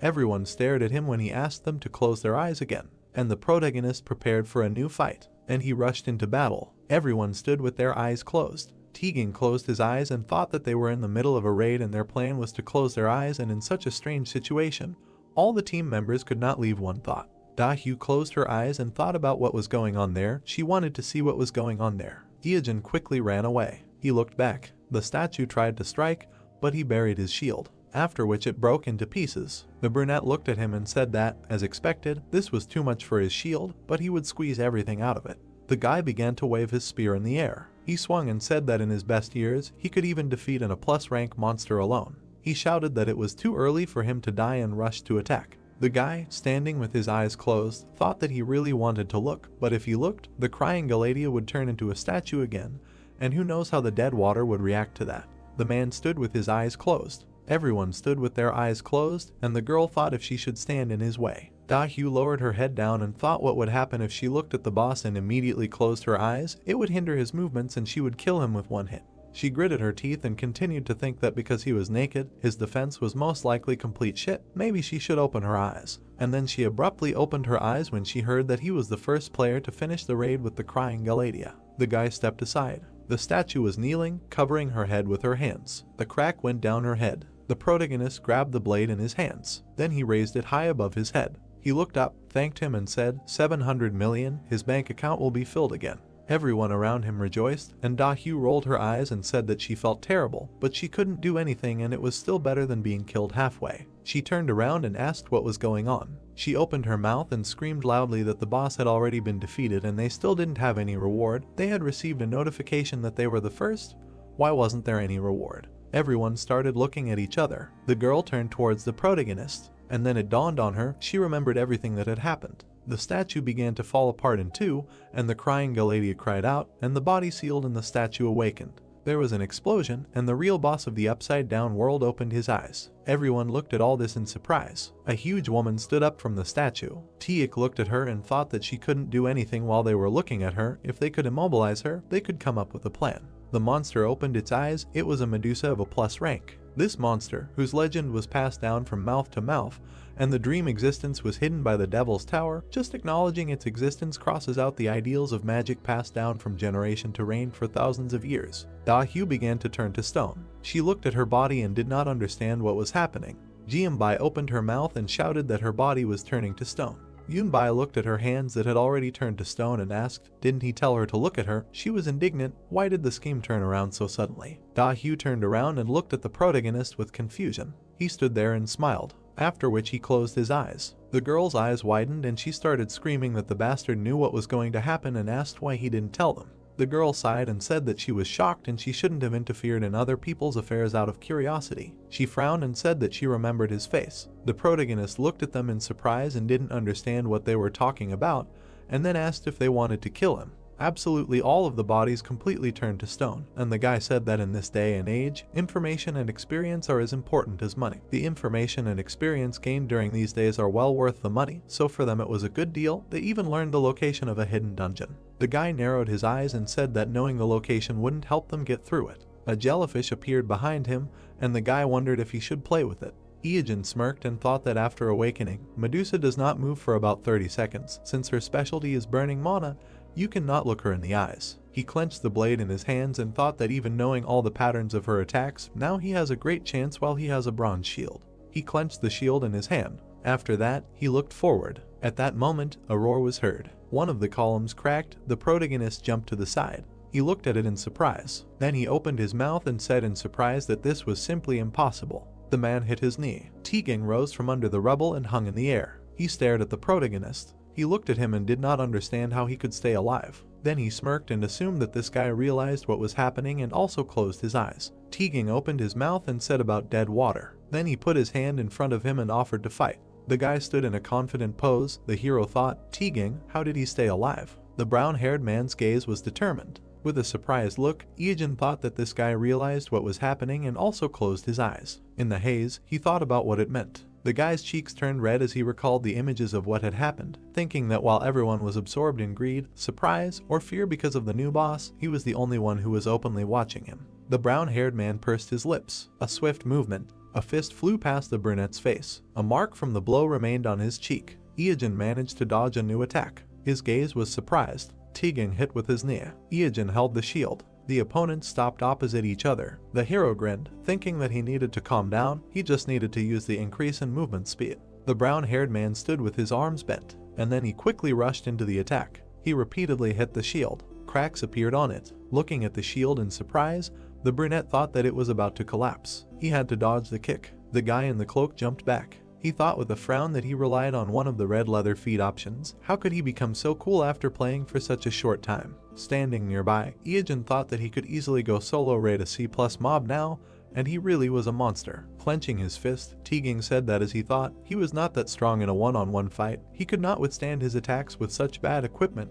He would finish him off. The brunette held a knife in his hand, and then he smiled. In the haze, his words appeared that he thought so. Smiling, the hero said that he was wearing top-notch loot. His eyes widened in amazement. He saw a glove with a round stone and thought it was a wanderer's glove. The boy stood in a confident pose, while the hero thought that he was wearing smooth stone armor, a victory helmet and cheater's shoes. He had expensive loot, but lacked experience. His gloved hand was clenched into a fist. Iijin thought that he was a big fan of the god of battle Tegan. The brown-haired man raised his hand. The hero thought that when he defeated countless strong opponents, rose to number 1 in Korea, he was even more excited than others. Iijin remembered how he cried in front of the monitor, and thought about how much he cheered for him and called him his mentor. Although he was even older, the attack style of the god of battle was firmly stuck in his head. He chuckled, thinking that a series of strikes that he repeated over and over again. With a wide smile, the boy asked, how can he forget this? The hero dodged the bright attacks of the enemy. Tegan frowned, thinking that it was impossible. He was avoiding his attack as if they had fought 100 times before. It felt like he was fighting a huge fly. The guy with red eyes was getting closer. Iijin smiled slyly, and the opponent thought, what kind of unnerving smile? Was he enjoying the fight? He gritted his teeth. Striking with his fist, he asked, who is he? A knife approached Tegan's throat. He waved his hands, closing himself. The brunette thought with a smile that he had a fragile chin. Squeezing the weapon, he thought that the fatal flaw that made Tegan, a former boxer, retire. Because of this, he is very sensitive when he attacks him in the chin. The brown-haired man's gaze became amazed. He sweated, realizing that his HP was falling. Touching his stomach, Tegan asked, what is he doing? Approaching, the guy with the knife said that they will see each other. He looked ahead attentively. Tegan smiled. His fist collided with the shield. Glancing at it, Iijin thought that he knew that he needed this bronze shield to fight the crying Galatea. The shield shattered into pieces, and the brown-haired man said that he would not die. There was no more shield. He lost. He would get this bronze shield faster and kill Medusa himself. With a slight smile, he said that no one could defeat the monsters that he had not defeated. The hero looked at him silently. The guy confidently clenched his fist, and Iijin thought that it resembled the spirit of the mountain, as expected of a hero from another era. Continuing to watch, he thought that it was admirable, and said what to do now. He knows that he can defeat her with his eyes closed, right? The brown-haired man standing opposite asked in surprise. He saw the boy turn around indignantly and asked what nonsense. How could he defeat a rank monster with his eyes closed? The brunette held up 2 fingers and said that there was no time to explain, just watch the video later when it came out. He imagined the figure of a woman with red eyes. Tegan frowned, thinking that he must be joking. It was impossible. He was really going to defeat her. Iijin walked forward in a cloak, thinking that he would return to Medusa's attack pattern. Cloaking his eyes, he recalled that Medusa's subjugation difficulty was still 5 stars, 3 active skills and 1 passive. She attacks at random. There is a 33% chance of one of the attacks appearing. Remembering the woman with snakes for hair, he thought that in addition, he should anticipate and avoid an attack with his eyes closed. Concentrating on the noises, he can hear more than the sounds of his body. The boy stood with his eyes closed. A sound was heard in the darkness. The brunette waved his hand and said that he was stagnant water and he was a streamer. Iijin smirked and said that he was continuing the quest weeping Galatea. He would challenge Medusa. He remembered the blow to his shield and said that under normal circumstances he would have used it. The shield shattered into pieces, and the guy explained that due to his companion's betrayal, the shield was destroyed, but it was nothing, and should he fight with his eyes closed, he had good hearing, so everything should work. There were red symbols around the woman. The hero explained that she had 3 active skills and 1 passive. Ice flows rose up. The first hellish frost. Ice spikes sprouted from the floor. Since he could not see, he needed to listen carefully. Flames rose up. The second wave of hellish flames. The guy remembered how he dodged it and explained that it was burning and spread in a large fire. Of course, if he could not see, he needed to listen carefully. The hero was surrounded by smoke. He said that after dodging these 2 random attacks, He remembered walking with his eyes closed and told him to crawl along the floor to make a physical attack. Since his eyes were closed, he needed to remember where exactly Medusa was. The opponent's eyes were glowing red. Iojin said it was time for the third active skill. A huge black snake appeared from the portal. He said it was the summoning of Jormungandr. Holding a knife, the guy explained that if they were afraid that they would see its size and their fighting spirit would be broken, then they should not worry, it was just a summon. This guy's attack pattern was very simple. The tail moved quickly. The hero said it was a tail strike from top to right. The snake moved along the ground. The guy continued, writhing his body from bottom to right. The cloak flew up from the attack. The hero continued, a headbutt and again repeat, until they can't see, let them dodge. Poking the snake with his weapon, Iojin explained that since it can resist magic, physical attacks are its weak point. To defeat it, one must be focused and attack continuously. Sparks flew. The snake's head fell to the ground. Medusa appeared next to the boy who had his eyes closed, who said that after avoiding the endless hellfire and frost, an enraged woman would approach him. He imagined her waving her arms, turning him into stone, and explained that she would try to use her passive skill, mana burning. Raising his thumb, Iojin said that this meant that her HP was almost depleted. Now should he fight her? He remembered holding the shield and said that he was originally going to use the bronze shield to finish her off, but it was not the one. Also okay, as always, there is an alternative. The hero clutched a shiny weapon, a bronze sword of an ancient civilization, made by an ancient method. It is too old, the attack power is almost gone, very shiny and perfectly reflects the owner's face. Introducing a figure with a staff, the hero said that they must be thinking, why this? Let me explain something. The bronze blade obtained after defeating the nameless queen harbored the queen's great dislike for the demons and dragons that destroyed her country. Therefore, the item he obtained from her has a distinctive ability against dragons. The damage inflicted will be increased by 100 times. Raising a finger, Iojin said, they can ask what the connection is between Medusa and the feature sharpened for the dragon race. It is easy. Pointing his finger upward, the brunette explained that the monster is classified as a dragon-like. Snakes and dragons, although they seem different, but the methods of dealing with them are similar. To be honest, he thinks that there is some kind of error in the settings of Medusa. He presented the sword, saying that the bronze sword's basic attack power is 80, adding the one-time boost that applies to the dragon flame. He presented the shining sword, saying that it would increase to 8,000 in one hit. The sword was surrounded by a shining haze. Iojin said that on top of that, Medusa also has snake characteristics. She is a monster that is weak to bronze, so the damage is 8,000 and will be increased 4 times. The attack power of the bronze sword from 80 will increase to 32,000. The hero swung the sword, saying that the final attack is finally here. Medusa's eyes glowed red. Iojin grinned with determination. He clutched the sword in his hand. His body turned to stone, and he screamed. A quick movement. With a sharp movement, he cut off the monster's head. The system reported that he was the first player to hunt Medusa. This was the world's first solo Medusa hunt. He was the first to completely clear the secret doll collection. Iojin happily raised his hand with the sword and said that with persistence, fortitude, and a little cunning, they completed the raid. Smiling widely, he said that it was all thanks to the companions who accompanied him. Let them remember that the body is perishable, but the soul is eternal. Stagnant water was with them. Let them subscribe, like, and press the bell. A spark of a fading screen appeared. Iojin happily raised his hand, and then indifferently lowered it. A ring with a red stone appeared in front of him. It is a spirit sealed in a Ranka ring, calling the name. The gray fragment is a piece of the sculpture of crying Galatea. The ivory fragment gives off some ominous feeling. Iojin crossed his arms and said that there is no need to show them the rewards. There are already quite a few ways to deal with the dungeon. He is not sure what to publish, so later. The guy looked in another direction, saying that now. He sat down on the ground. Opposite him was Medusa's head. The guy looked at it carefully. 3 hours later, he was still sitting opposite the head. He grinned and asked if he thought this was the end. He was waiting. Let her show him what she has. Medusa's eyes were closed. They glowed slightly red. The head said that he was still here. Why didn't he leave? Showing his fingers, Iojin said that didn't she have something to tell him? He waited 3 hours to hear it. The gray head was silent. Sitting opposite, the guy heard that she couldn't die like this after being deceived. Since he was the one who killed her, she was sure that he would listen to her request. She imagined the silhouette of a woman entwined with a snake and said that she was originally a human. She fell in love with a black dragon and gave birth to his child. Imagining a baby in a swaddling cloth, she said that now, on her deathbed, she can't stop thinking about this child and can't protect and leave him alone. Medusa with red eyes said that she asks to kill them and send them to the underworld to her. Wincing, Iojin asked again. She asks him to kill the child. Let him not talk nonsense. The woman's lips slightly curved into a smile. A notification about the hidden quest Medusa's mother's love appeared. The system said that the task is to kill the child, the reward is unknown, and offered to accept or decline. Smiling, the brunette said that in any case, he finally got it, another secret quest with a sequel. He imagined a blue monster and thought it was a bronze golem. He remembered a skeleton with a staff and said that the permanent queen. The statue covered her face with her hands, he said, crying Galatea.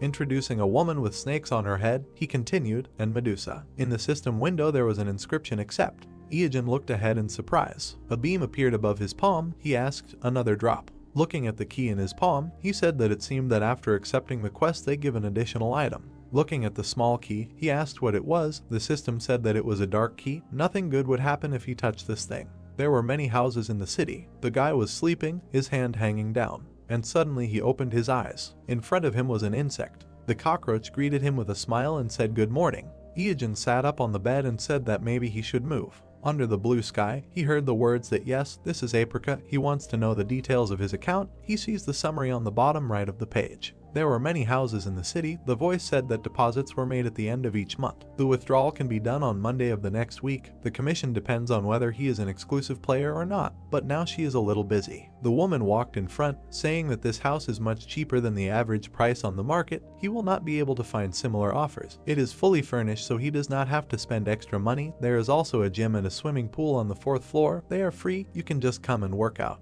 Later, she will personally send him the details, let him say his nickname. Standing in the room, Iogen said that the floor is excellent. He does not think there are insects here. The woman said that this is great. When does he plan to move in? The words were heard that the streamer stagnant water. A little later she will transmit the data through, and then the question is who. The man sweating held the phone, saying that his name was Hyung-jun. He was the head of Apricot's support service. It was a great honor for him to talk to him in person. He enjoyed watching his broadcasts. Rumors of the emergence of a super newcomer spread like wildfire. The number of views is constantly growing. They set a new record for the number of donations. It's amazing. If he can spare some time, let him somehow drop by the office, or better yet, let him just say where he is, come to him no matter what. Holding the phone to his ear, Iogen asked to send him all the information by mail and to comply with the payment deadlines on time. A voice came from the phone in his hand, agreeing, saying that he should not worry if he still finds time later. The hero looked at the screen with displeasure and said that he had only uploaded a couple of streams and even published them under a non-exclusive tag. They were already acting like this. He was sure they wanted to appropriate the rights to his streams or offer him a partnership or something like that. They thought he didn't understand that they would leave him with nothing.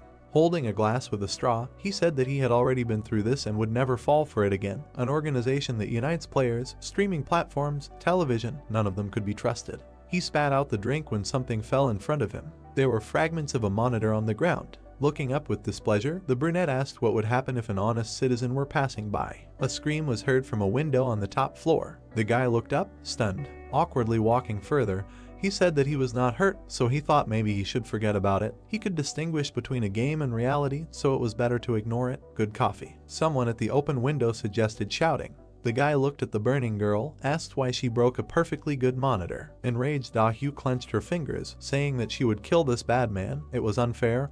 He had deceived them, but the views on this guy's video continued to grow. There was a tab with videos open on the screen. She asked if he was winding them up. How did a paid video end up on top in the trending tab? She was curious, so she paid too. Chang closed his eyes, hearing that he had gained popularity thanks to Medusa, which they were all hunting for. Covering her eyes with her palm, the girl said that she was so angry that she felt like her head was burning.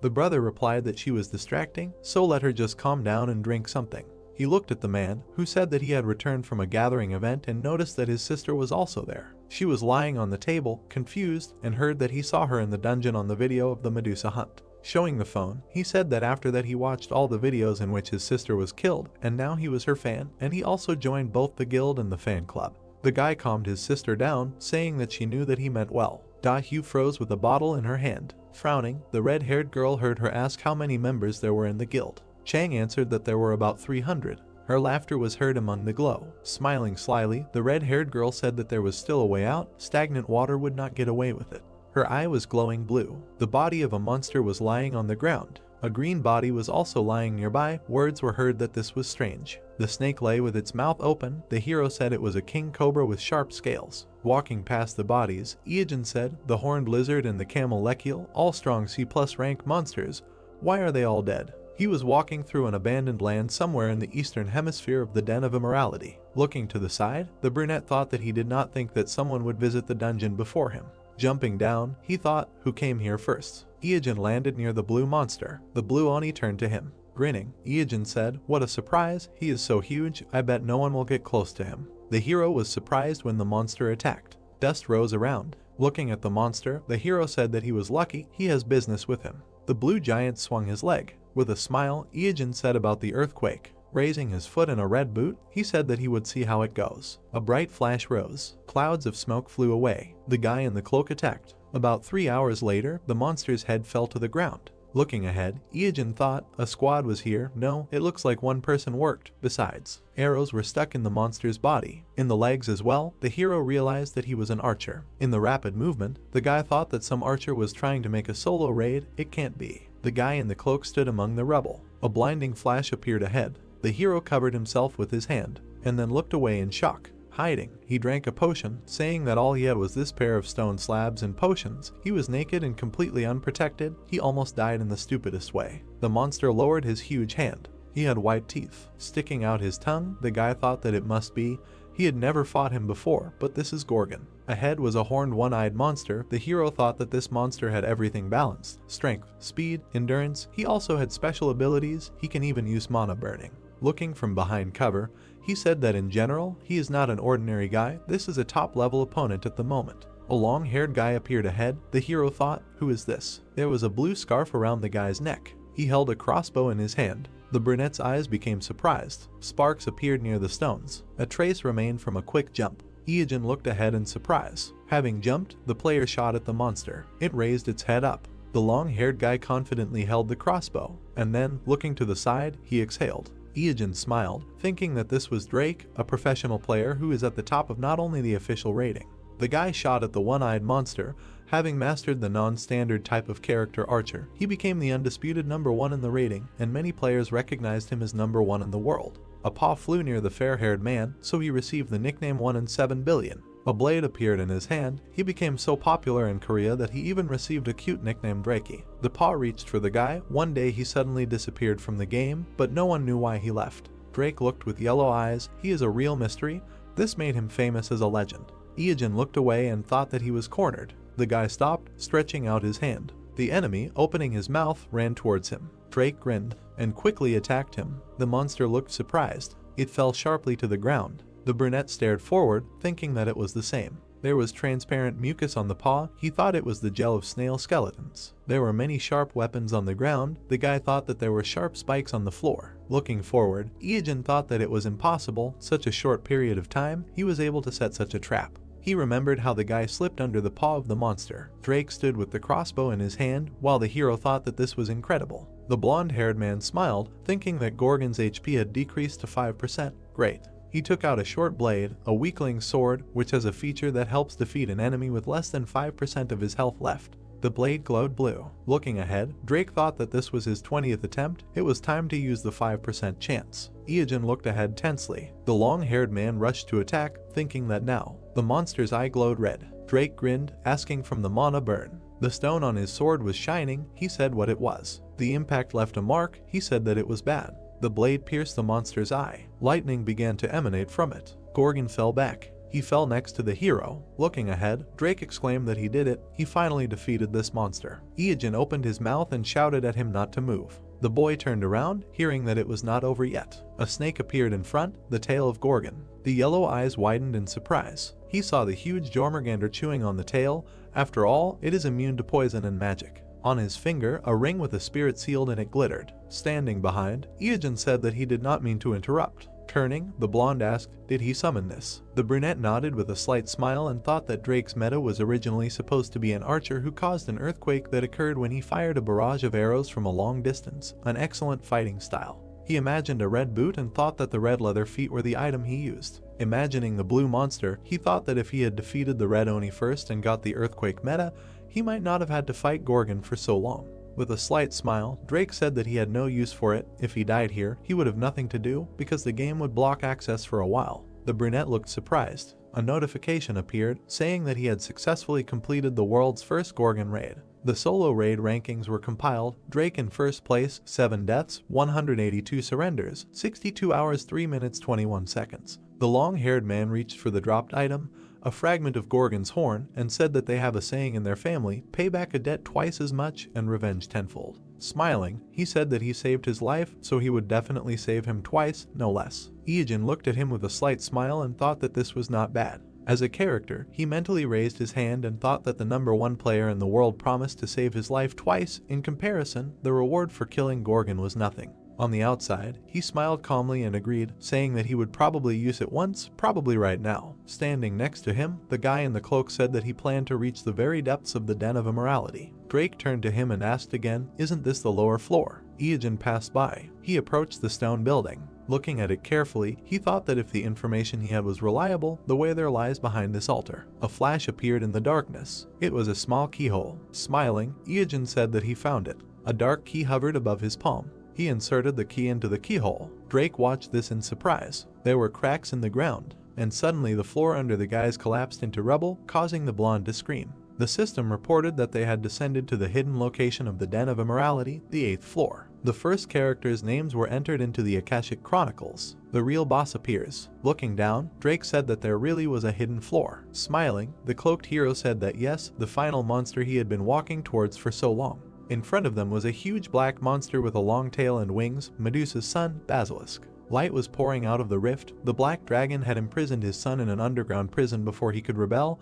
His mother Medusa he had sealed in a statue, so Basilisk was separated from his mother after his birth. The black silhouette of the monster appeared. All this time it had been building up rage towards the black dragon.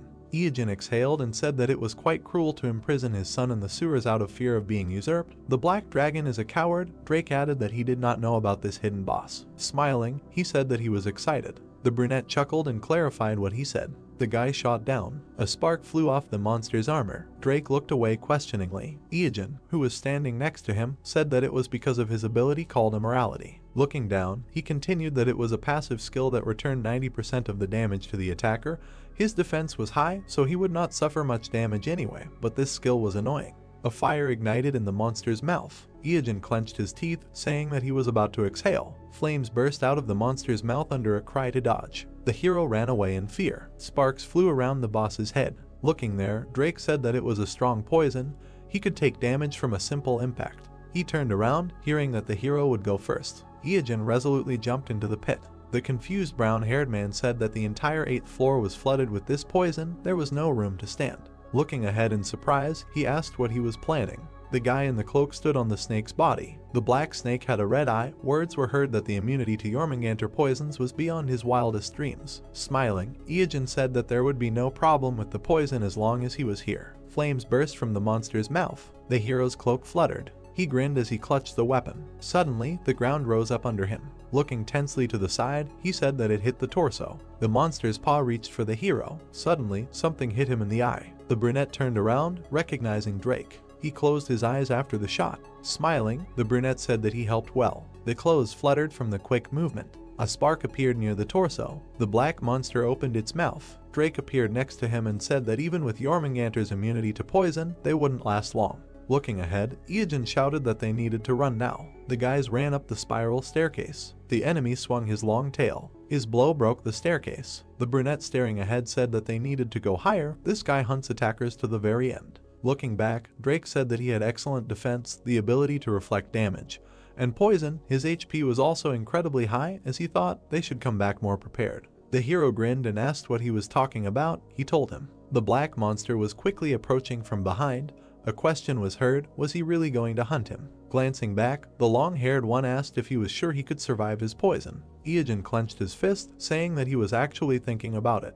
He imagined the boss, thinking that exiting the dungeon through the basement would take about 2.5 hours, plus the time it would take to finally reduce his HP with point damage. Together, about 3 hours. This would significantly undermine him. Is it possible to avoid Basilisk's poison for so long? Iijin grinned, saying that there is a way out. He will see for himself if he goes with him. Drake grinned and said that he will trust him. The 6th floor. Glancing back, the hero said that this sound is him spraying poison. Let him hurry up and jump to the 5th floor. Green smoke burst out of the monster's mouth. Drake turned around and asked how he could tell the difference between spraying poison and inhaling it. His comrade replied that it could be understood by the sounds, obviously. The hero clarified what he meant and received the answer that when he uses the exhalation of a club of poison, the FPC is 50, and when he sprays poison in the air, 370. Didn't he know that there is a difference of 20 FPC? Not to mention that his tongue moves up and down before exhaling and slightly right and left before spraying.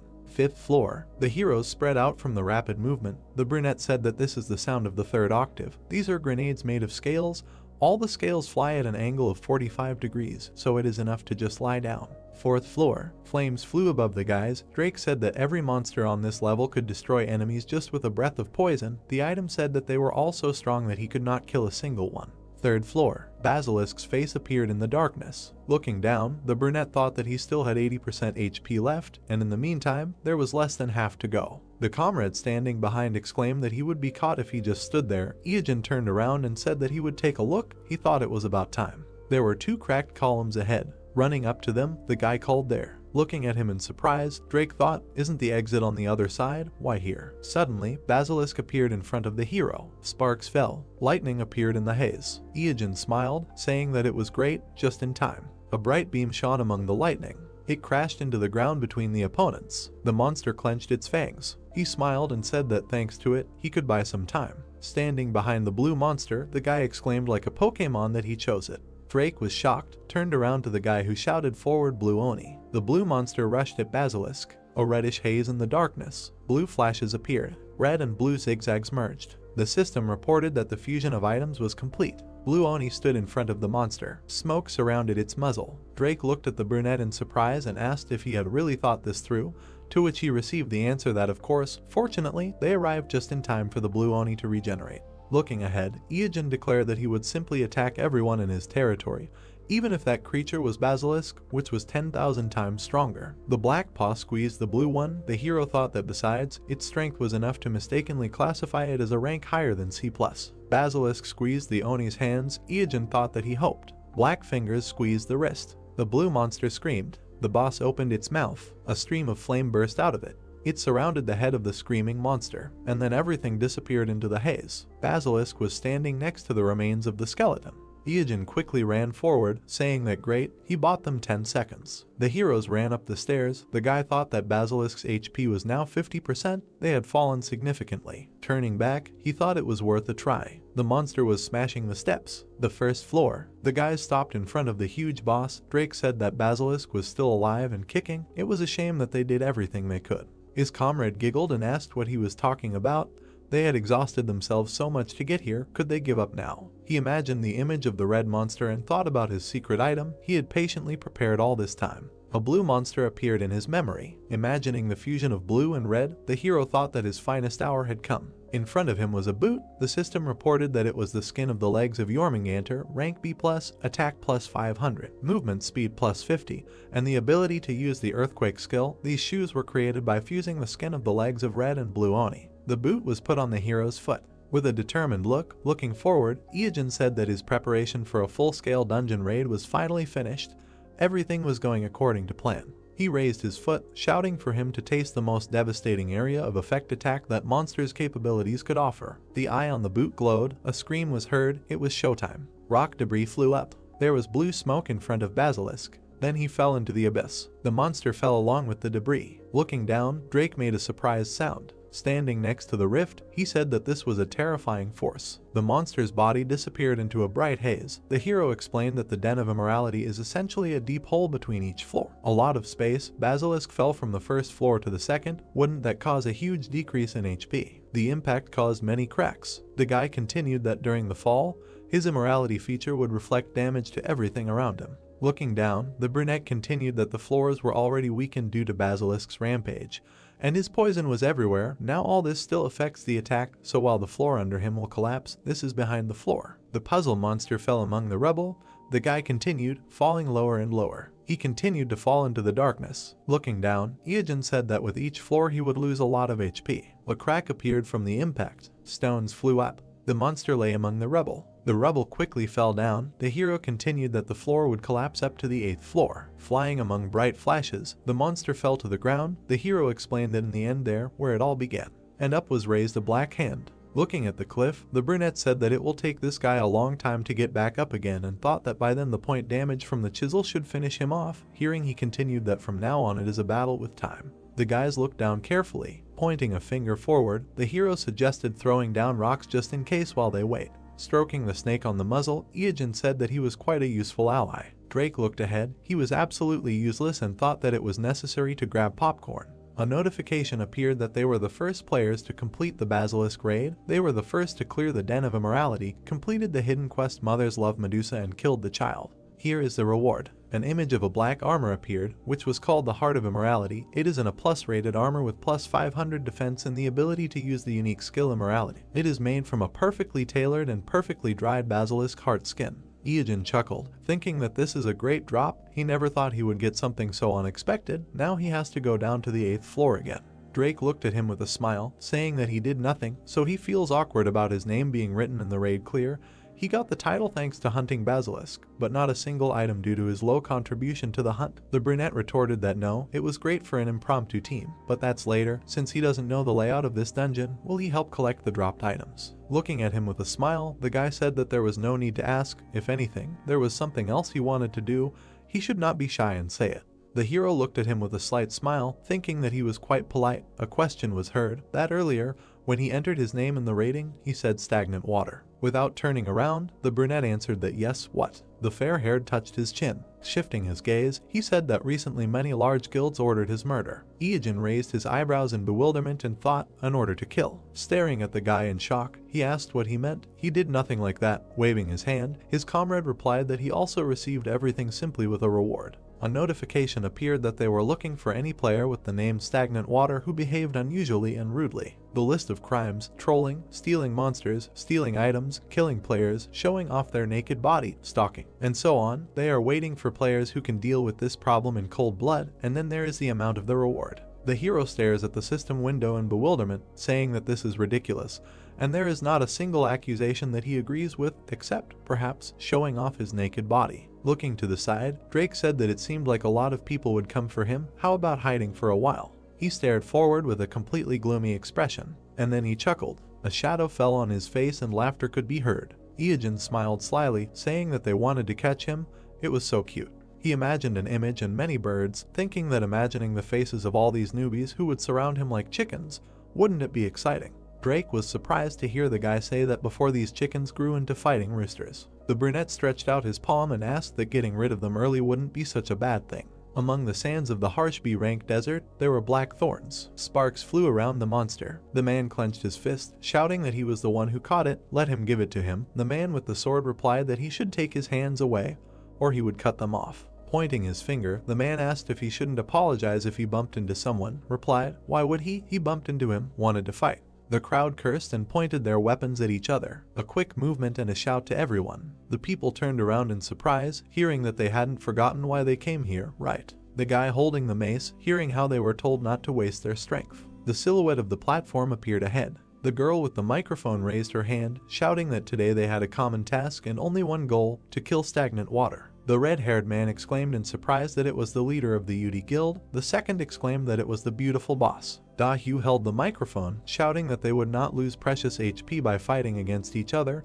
Who should they point their blades at? The men resolutely shouted stagnant water. The air echoed with a shout in response to the question, who should feel them together? The red-haired girl shouted, who is the bad person they are going to kill? The men raised their hands and shouted. Clenching their fists, the people cheered, shouting the hero's name. The man with the sword asked how she found so many people. He knew that the squad they hired, the secret fan club, was here, but there were no more than 100 people. Here there were more than 500.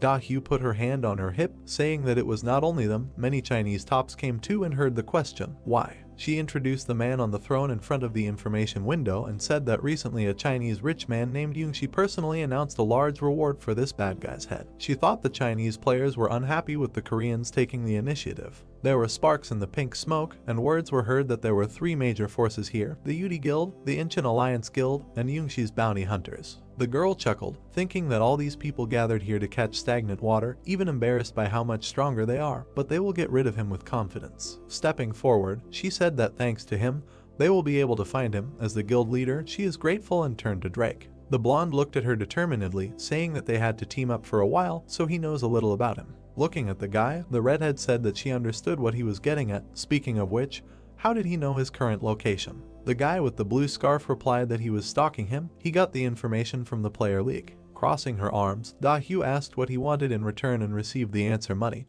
to which she asked if she planned to kill him and get a reward from both them and the Chinese. Shifting her gaze, Drake said that due to some circumstances, he could not receive a reward from the Chinese. He would transfer the entire amount from their guild, so let him pay him everything. The girl looked at the hero carefully. Imagining the guy with long hair, she thought that Drake was not in the official rankings, so she did not know his level. The guy dodged the claws. She thought that he was already famous in the underground gaming world. She imagined him with a determined look, thinking that as long as he did not oppose the Yudi Guild, this could work. The girl said that it was fine, as long as he definitely finished him off. Turning around, she said that they would see each other later, but the guy stopped her. Da-Hyu turned around. Smiling slightly, the blonde man asked, was she by any chance planning to kill him and be done with it?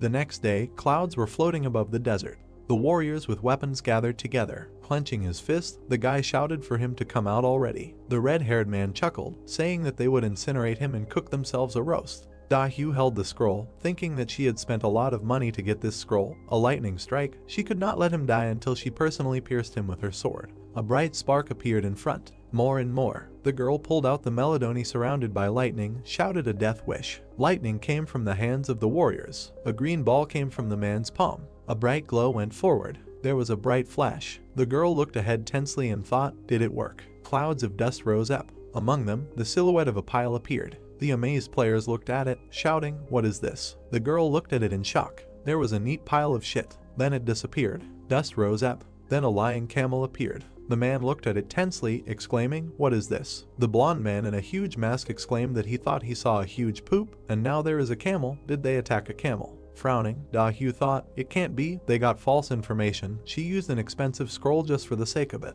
Suddenly, her eyes widened in surprise. She thought, what is this? An earthquake. The sand hills were really shaking. The cloaked brunette who appeared said with a laugh that they had asked for it.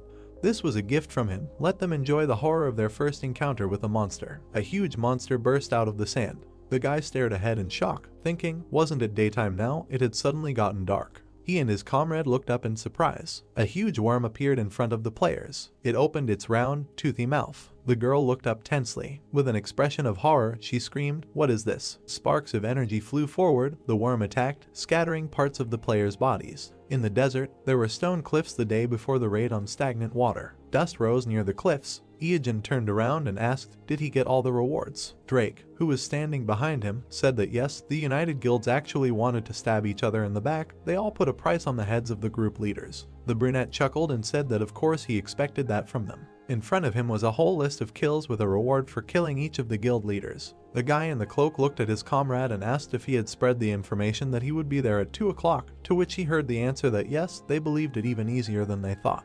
The brunette continued that he was not affiliated with any of the groups, so they should believe that he had no reason to lie to them. As long as he was fighting these 3 guilds, tomorrow he could remove the targets from the list and get the reward. A question was heard in the sandy desert, is this what he planned? Drake looked at the guy, saying that there were already hundreds of people gathered there. Tomorrow there would be even more. Each of them an experienced player, and they all gathered to kill him. Yungshi from the Chinese player base only made things worse. Yellow eyes widened in shock. Iyajin closed his eyes with a smile, saying that the name is made up of a part that means snort and a part that means won't tell. Sticking out his tongue, he slyly said that therefore, if someone wanted to know his name, he would have to say that he wouldn't tell. Drake looked at him dumbfounded, and then opened his eyes wide, that it was him, wondering what he was going to do with the crowd that had gathered. The hero replied that he would understand tomorrow. A bloody camel was lying on the ground. A swift movement. A 50-meter-long A+ rank sandworm was scattering the players' body parts. The red-haired man exclaimed in shock, where did it come from? The players clutched their heads in fear, screaming. Chang frowned, ordering everyone to attack. In front of him was the round mouth of a monster. The people felt an earthquake, and they fell sharply into the abyss. A huge worm towered over the desert. A cry was heard that the monster was causing an earthquake. The blonde man in the huge mask cursed in confusion. The brown-haired man asked with tears on his face, how should they persuade the melee squads to lose their lives in such a way? Da-Hyu, who was standing behind them, exclaimed at them not to panic. With a determined look, she shouted that it was an earth or mud type monster, which meant that the damage from ice increased 4 times, let the magicians use ice attacks at once, and flashes of bright lightning flew. The man hit the monster with an axe. A cry was heard to gather all the guild members. The crowd gathered around the monster, hearing that it was rank A+. Sparks appeared on the monster's body from the attacks. Swift movement. The girl stretched out her hand, ordering to defeat it. The guy added that after spreading the news about the monster, they received more advantages. He grinned slyly and said that when the people who started the battle would soon die, a new wave of the team would end up taking their place. The leader said with a grin that they still had a lot of shells. Lightning surrounded the worm. With a determined look, the girl shouted that just a little more. The gray-haired man addressed her, saying that she was slowly moving into a defensive position. Tiik grinned, saying that if they could support the attack, it would definitely not hold out. Rubbing his nose, he said that to be honest, after the mission was over, he had something to tell her. Da-hyu was surprised to see a spark flickering. There was fletching sticking out of the ground, she said.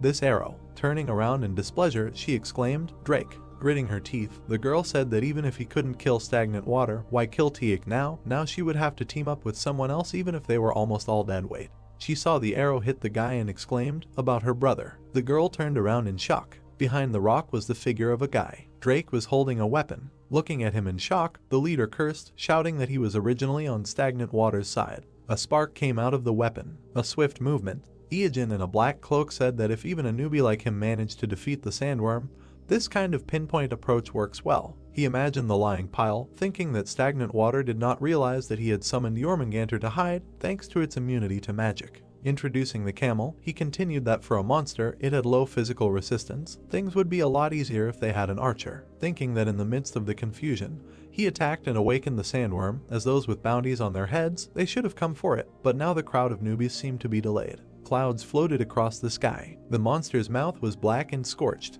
It scattered into ash. The monster fell on its side. The players watched in surprise as it fell next to them. The man in the helmet asked in fear, did it work? The blue-haired player exclaimed, was it defeated? The people raised their hands joyfully, shouting that they did it. They defeated an A+ rank monster, they won, but suddenly the answer was no. The ground beneath their feet shook again, and they exclaimed again. The armored men looked at each other, asking, is it still alive? A leg in a blue and red boot appeared. The hero said that they did not win. The guy in the cloak grinned. Surrounded by sparks, Iijin said with a smile that he won. The armored men asked with displeasure, what is he talking about? Standing in front of the hero, they exclaimed, does he want to take their loot? The brunette grinned, thinking that he could not do this if they did not help him complete the task. His eyes widened. He thought that he could not believe that he actually defeated the sandworm. In his past life, he was defeated for the first time 5 years after the release of the game. He thought with a smile that now only 6 months have passed since the launch, that's 10 times faster. The hero turned around when he heard his name being called. A figure with a sword was approaching him. Surrounded by lightning, Da-hyu shouted that he had lowered his defense. The girl hit the hero in the chest. Da-hyu opened her mouth, screaming that he had weakened his defense. She hit the guy with her sword, wishing stagnant water death. Smiling evilly, the girl said that his defense was poor. She was surprised, barely managing to finish, that he would not survive with such a thing. The sword surrounded by lightning touched the armor. She thought that his skin was covered with something black. Sparks flew, a calling sound was heard. Looking down, Iijin asked if she was not looking at someone's body too openly, so shameless. Red rays threw the girl back. Throwing her head back, she screamed. Looking up in shock, Da-hyu thought why she was taking damage. Could it be that this was a reflection of the damage? The black spikes glowed red, and then they began to dissolve. Looking down, the brunette exhaled. Information about the armor of the Heart of Immorality appeared. Looking at the black palm, Iijin said that it was a bit of a worry, but this relic was amazing. The trait of immorality reflects over 90% of the damage dealt to the attacker. The guy in the cloak heard someone excitedly exclaim that he was alive. Drake looked at him, asking if he hadn't been critically hit. How did he even survive? Iijin replied with a smile that it was nothing, you could say that he was fully armed. The edge of the cloak fluttered. The hero said that since all the guys who attacked the sandworm were killed. The wind fluttered the cloak. The hero continued that the pinpoint damage he dealt finished off the monster, making him the only player to defeat it. Standing next to the monster's body, the guy said that thanks to this, he received another amazing item. The information said that this was a sandworm skin of rank A+, can use the unique traits of foul play and tenacity. The boy imagined himself standing in front of a flaming ball and thought that the sandworm's passive skill known as Fortitude would activate if the user of the shroud had full HP before taking damage, and would always leave 1 HP if the user took damage exceeding 10,000 HP. In other words, even if a meteorite destroyed the entire planet, he would survive with 1 HP left. Iijin drank the red potion, saying that with 3 items like this, he wouldn't even need any more regeneration potions. The empty container flew away. The brunette clenched his fist in joy, mentally rejoicing that he got 2 of the top 3 items he was aiming for. He twirled around happily, telling Drake that he was in good shape. Let him watch carefully. Isn't this cool?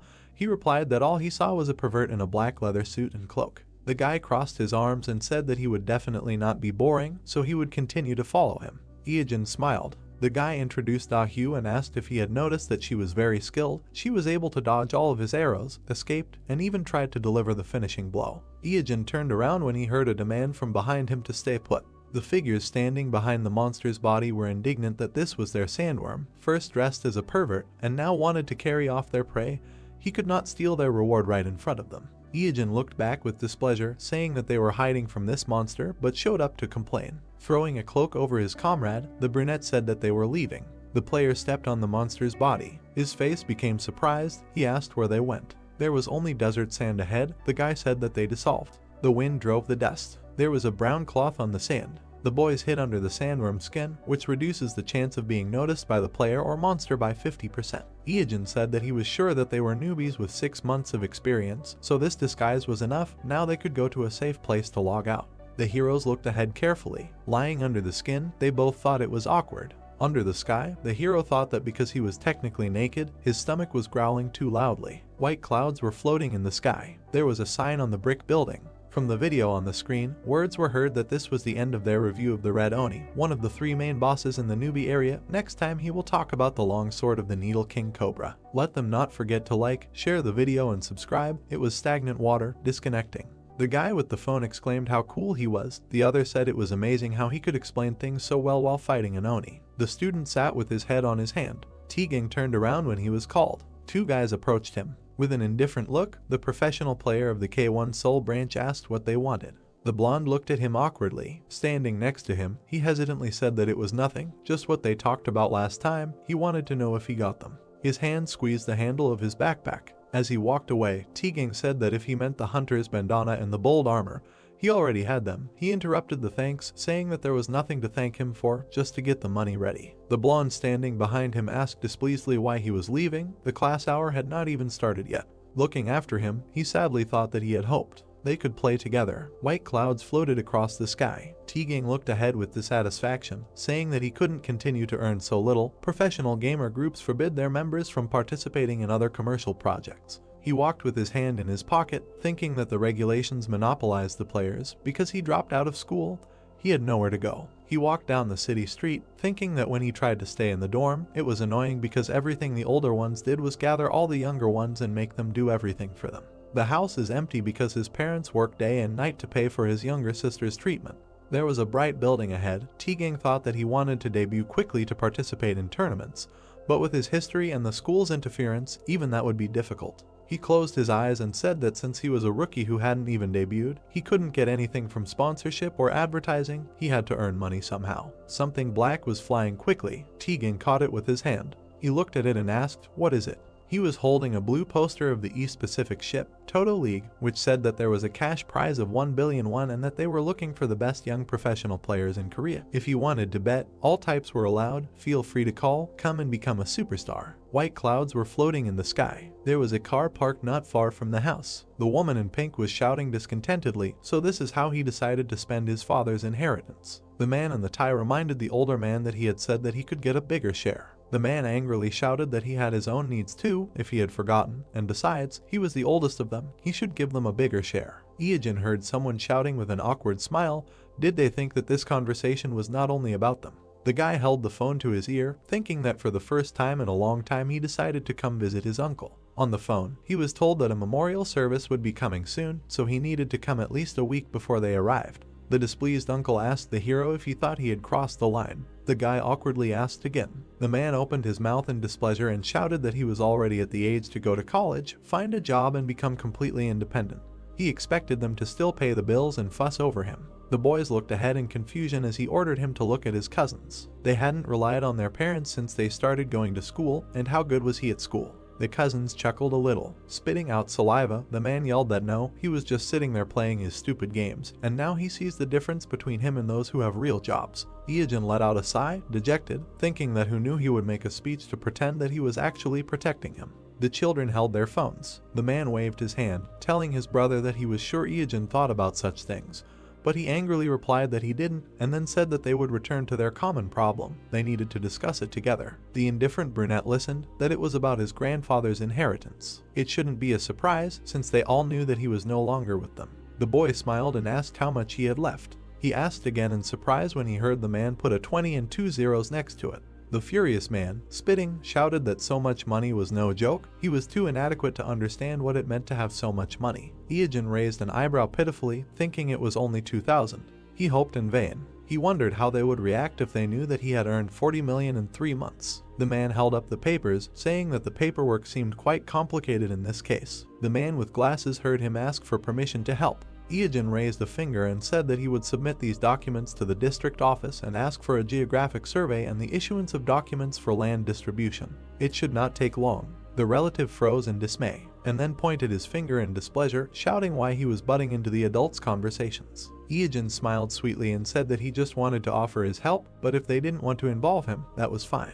Sitting with his legs tucked under him, he continued that it seemed like the inheritance request hadn't come through from the local courts yet, so the whole process would take at least a week. If they went to the registry office later and got the registration number, the inheritance would get a new number. The cousins were displeased to hear that only after that would the inheritance registration process be transferred to them, but they would need to prepare the land transfer application and official seal in advance. They would also need to choose the right seal and a suitable representative to oversee the process. The bespectacled man smiled, saying that if they thought about it, they could really use his help. The brunette said with a smile that they would leave the inheritance worries to him. Ieogen smiled. His uncle grinned darkly. The guy thought that he had learned all this in his past life after he had set him up. In the bluish space, words were heard that by the way about this. The guys surrounded the hero and asked what he was doing these days, since he should not go to college. The cousin with glasses smiled, saying that he was 21, so it was a little late, but perhaps if he started studying now, he could still take a place at a lower level. The second brunette said that he was older than him, he could tutor him if he did not know how to study. Ieogen looked at them with displeasure, hearing that he should go to college at any cost. Then he turned his gaze. The children continued to look at their phones. The uncle shouted at them with displeasure that they were sitting in their phones all this time, as if glued to the screens. He smiled nastily, saying that perhaps they wanted to end up like their elder Ieogen. Arching his eyebrows, the brunette thought that he had already started on the children. He knew how much pressure they would be under from their parents. He imagined a boy studying, being told that his brothers had become doctors and lawyers. Do they think it's enough for them to work all night? A girl wiped away tears, hearing that they should be doctors or lawyers like their brothers. Their parents, spitting, said that it was for their own good. The brother with glasses smiled. The hero thought that 15 years later, the older brother, a paid medical practitioner, caused a major medical scandal and became an alcoholic after leaving the hospital. Remembering the brunette looking down, the hero thought that the younger brother, who became a lawyer, saw his business fail and got divorced thanks to his trademark arrogance. In the end, they used up all of his uncle's severance pay and pension fund and tried to encroach on his property as well. Clenching his fist, Ieogen thought resolutely that he would not return to his old life and would not allow this to happen. The uncle turned around with displeasure, asking who was there. Hadn't everyone arrived? Throwing open the door, he yelled, "Who is this guy who parks so loudly in front of someone else's house? If they want to park, can they do it somewhere else?" Opening his mouth, he saw the truck, asking which house did they even come to. Ieogen, who appeared behind him, smiled and apologized for that. With a sweet smile, he said that in fact, it was to him. A shout was heard to the dear customer that his order had arrived. The headlights of a car appeared. In the cabin of the truck was a luxury car. The cousins' mouths opened in shock, exclaiming that it was a Morse Crocodile L3021. The children stared ahead in admiration, saying how cool it was. Ieogen signed for the delivery man, saying that this was an inimitable service. The delivery man said that delivery was a service that was included in the order. The door of the blue car opened. Holding his jacket in his hand, the boy said that they had discussed the main things about the inheritance, so if there were any other problems, they should contact him. He had important things to do, so he left. His relatives watched him get into the car with their mouths open.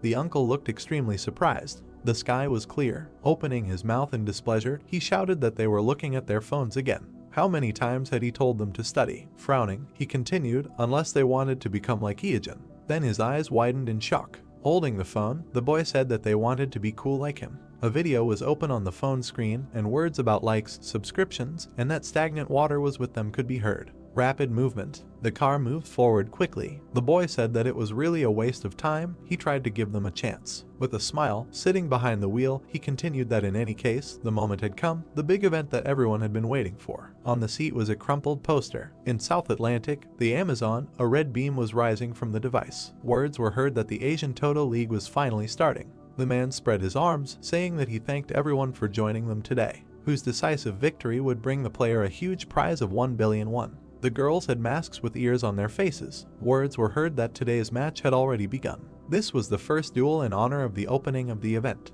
A long-haired man in armor stood in a confident pose. Words were heard that their first player was a private league participant with impressive skills and past experience defeating opponents in this tournament, number 48 PK Joe. The man smiled widely. The guy was warming up his hand. Words were heard that on the other side was a newcomer to the event, number 9 Machios. The guy looked forward with determination. The words were heard that this was the first duel in honor of the opening of the event. The brunette grinned predatory. The host continued, number 9 Machios against number 48 PK Joe. The participants stood opposite each other. The audience chanted PK Joe's name. Someone asked, who is the second? In the stands there were blue figures of temporary avatars to hide the identity of the participant. A question was heard, didn't they hear that he had a Korean accent when he spoke earlier? Another exclaimed that there was no way he would bet on Korea. Japan would definitely not lose. This was probably a child with a fake avatar created to bypass the law on the closure. In the orange glow, the order was heard to get ready and begin. PK Joe with a predatory smile pulled out a sword, saying that everything will be over in an instant. A quick move, a quick draw. A powerful energy crumpled his face. The guy standing opposite attacked. The fingers were clenched into a fist. The man thought he couldn't even react. T-Gang looked forward resolutely. The brunette frowned, saying that he was an impudent child. A bright flash came from the attack. The brown-haired man hit him in the side. A glow appeared next to PK Joe's face. The blow threw his head back. The screen showed the intro that number 9 Machios had won. A scream was heard that it was incredible. Against all expectations, the fan favorite PK Joe had been defeated. Number 9 Machios had won. The guy was standing next to his prostrate opponent. The spectators in the stands were discussing where he came from. Someone was betting on him. The chances that he would lose were 8 to 1. The brown-haired man frowned, thinking that this was to be expected. In tournaments like this you have to hide your identity. So the standard attack patterns of fake avatars are used. A bunch of nameless ones who awkwardly adapt to unfamiliar equipment. No problem, the victory will be his. A red beam emanated from the device. The host said that it was unpleasant to lose money, but they should not be so sad. Now he had better try to win the next fight. Who will be next? The guy smiled, thinking that out of a total of 50 participants, 25 survived, another 12 people were eliminated, then only 7 remained. Being part of 3 participants who are claiming the prize money, he needs to win 3 more times. The host with a mustache exclaimed that the atmosphere is heating up. The next confrontation will begin soon. The bet number 9 Machios appeared on the screen against number 21 Stagnant Water in Korean writing. The guy's eyes widened. He said not to tell him that this guy is also here. A man in a black cloak appeared. There was a black mask on his face. He heard the words, stagnant water, is it really him?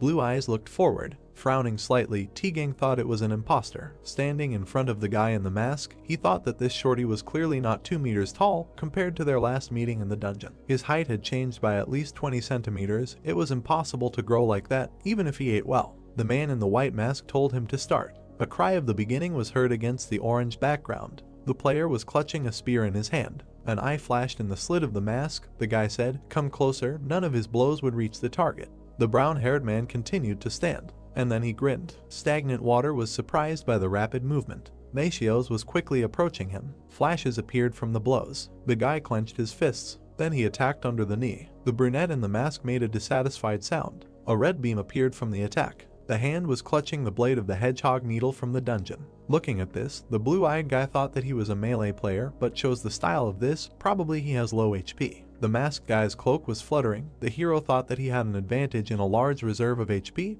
That's why he should develop melee skills. Not to mention that this guy's speed is much lower than the real one. He dared to pretend to be naked in front of him. Clenching his fist, T-Gang thought that he asked for it himself. Resolutely knitting his eyebrows, he offered to dance. The stone on his forged glove of rank C+ glowed. An orange haze surrounded the enemy. The masked guy cursed that he had become even faster. The fist was surrounded by bright swirls. The glow was getting brighter. Clenching his fists, the guy appeared on fire. The avatars in the stands were discussing that this guy was a professional player. These were fire fists, amazing. The round stone on the glove was shining. The guy thought about a full charge. Flames were coming from his fingers. Gritting his teeth, T-Gang thought that this was the attack he was waiting for. Let him receive it. A vein bulged on the brunette's neck. People were discussing that stagnant water was so weak, he came here for 2 rounds. The brown-haired man's eyes became amazed. He remembered scenes from the past, a dark figure, a guy in a cloak, flying debris, the brunette's rapid attacks, flying bright sparks, the way he frowned forward, and how Iajin showed him 2 fingers and cursed in his mind. Flashes appeared in the fire. The man in the cloak slid back. Clenching his fist, T-Gang thought that the one who could beat him in a one-on-one duel, which he thought was impossible, the one who could complete dungeon raids on his own and succeed where professional players failed. He looked forward resolutely, thinking that he was missing even a part of his aura, and demanded to reveal his real face. The face of a dissatisfied man appeared. The spectators asked, "How is this possible?" The avatars in the stands were discussing the Lord of Western Chukos. He is a professional player who ranks 3rd in China, 6th in Asia Coast. The man chuckled, and then cursed. There was a white pattern on the round shield. He said that he was tired of hiding his style. Sparks flew from the tip. The man continued that in a situation like this, it would be pointless to give up on victory, right? He would get the prize money, but the bettors would cut him out. T-Gang looked forward resolutely. The man in the golden armor told him to come here now. This time it would be different. T-Gang clenched his fist. A bright flash appeared near the armor. Kos only chuckled. Smiling, he asked, decided to tickle him. Didn't he tell him that this time it was serious? Sparks flew. The attack left a bright trace. Covering himself with his hand, the brown-haired man thought that he was too strong. If he really hit, then the end is near. Looking ahead sullenly, he thought that, in addition, despite his size, he was too fast. First he should create distance. The guy took a step back. Kos smiled wider and said that he was scared. Let him come closer. He does not bite. As if raising his sword, he exclaimed that he would show him the power of the Great China. Bright rays crashed. The guy froze, thinking that this was a long-range attack. He frowned at the flash. He jumped aside from the rising beams. The hero gritted his teeth, and was surprised when the man appeared behind him. T-Gang shifted his gaze. Kos hit him from top to bottom. Dust rose from the beam. Sparks flew in all directions. The brown-haired man held the sword with his hands. With a wide smile, the brunette said that it looked like his HP was already running out. What would he do next? The armor on his hands cracked. A demand was heard to answer what he would do next. The hero gritted his teeth. He closed his eyes and said stop. He gives up. The screen showed the inscription that number 21-1. Words were heard in the blue glow. Who could have thought that the ruler of the West Coast himself would be here? They saw the expression on the guy from Korea's face when he gave up. But we need to go back to the question, what is a professional player with a 6-figure salary doing here? The man in armor said that this Korean does not have an ounce of courage. The avatars in the stands heard that the next opponent would be the contestant number 3. Who is it? He hadn't seen him before, and besides, he barely got out of the nameless group. Then he should definitely bet on number 21. There was no one in this league who could defeat Kos. The guy walked away. As he walked forward, he thought that this was a waste of time. The Lord of the West Coast was impressive. The hero remembered the flashy attack and thought that close combat using an overwhelming amount of physical attacks and net speed. He remembered how the man raised his sword and thought that even his attempt to pretend to be stagnant water was only successful because he was confident in his fighting style, using an evasion that was completely opposite to his own.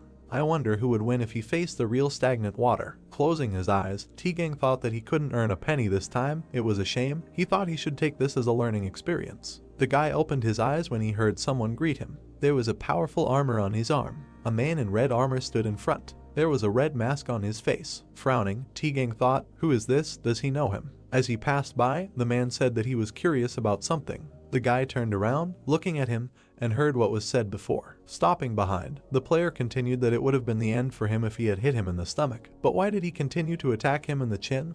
Why did he make such a mistake at such an important time? The brown-haired man's eyes widened in surprise. He thought about this guy. How is he? Thoughts flashed through his mind that perhaps stagnant water is not that strong. The guy clenched his teeth in displeasure. Then he turned around and said that he didn't know what he was talking about and why did he care about his fight. He opened his eyes when he was asked to let him say one thing. The armored hand rose and the man said that in the next round of betting. The guy looked surprised when he was asked to bet all in on him. The man walked forward and showed 2 fingers. The guy remembered Iajin showing the same gesture. His eyes became amazed. Turning to the man in armor, He exclaimed that he was stagnant water. The screen also showed the images of the participants and heard words saying that the next fight was now participant number 21 Goinmul against number 3 Madingwang.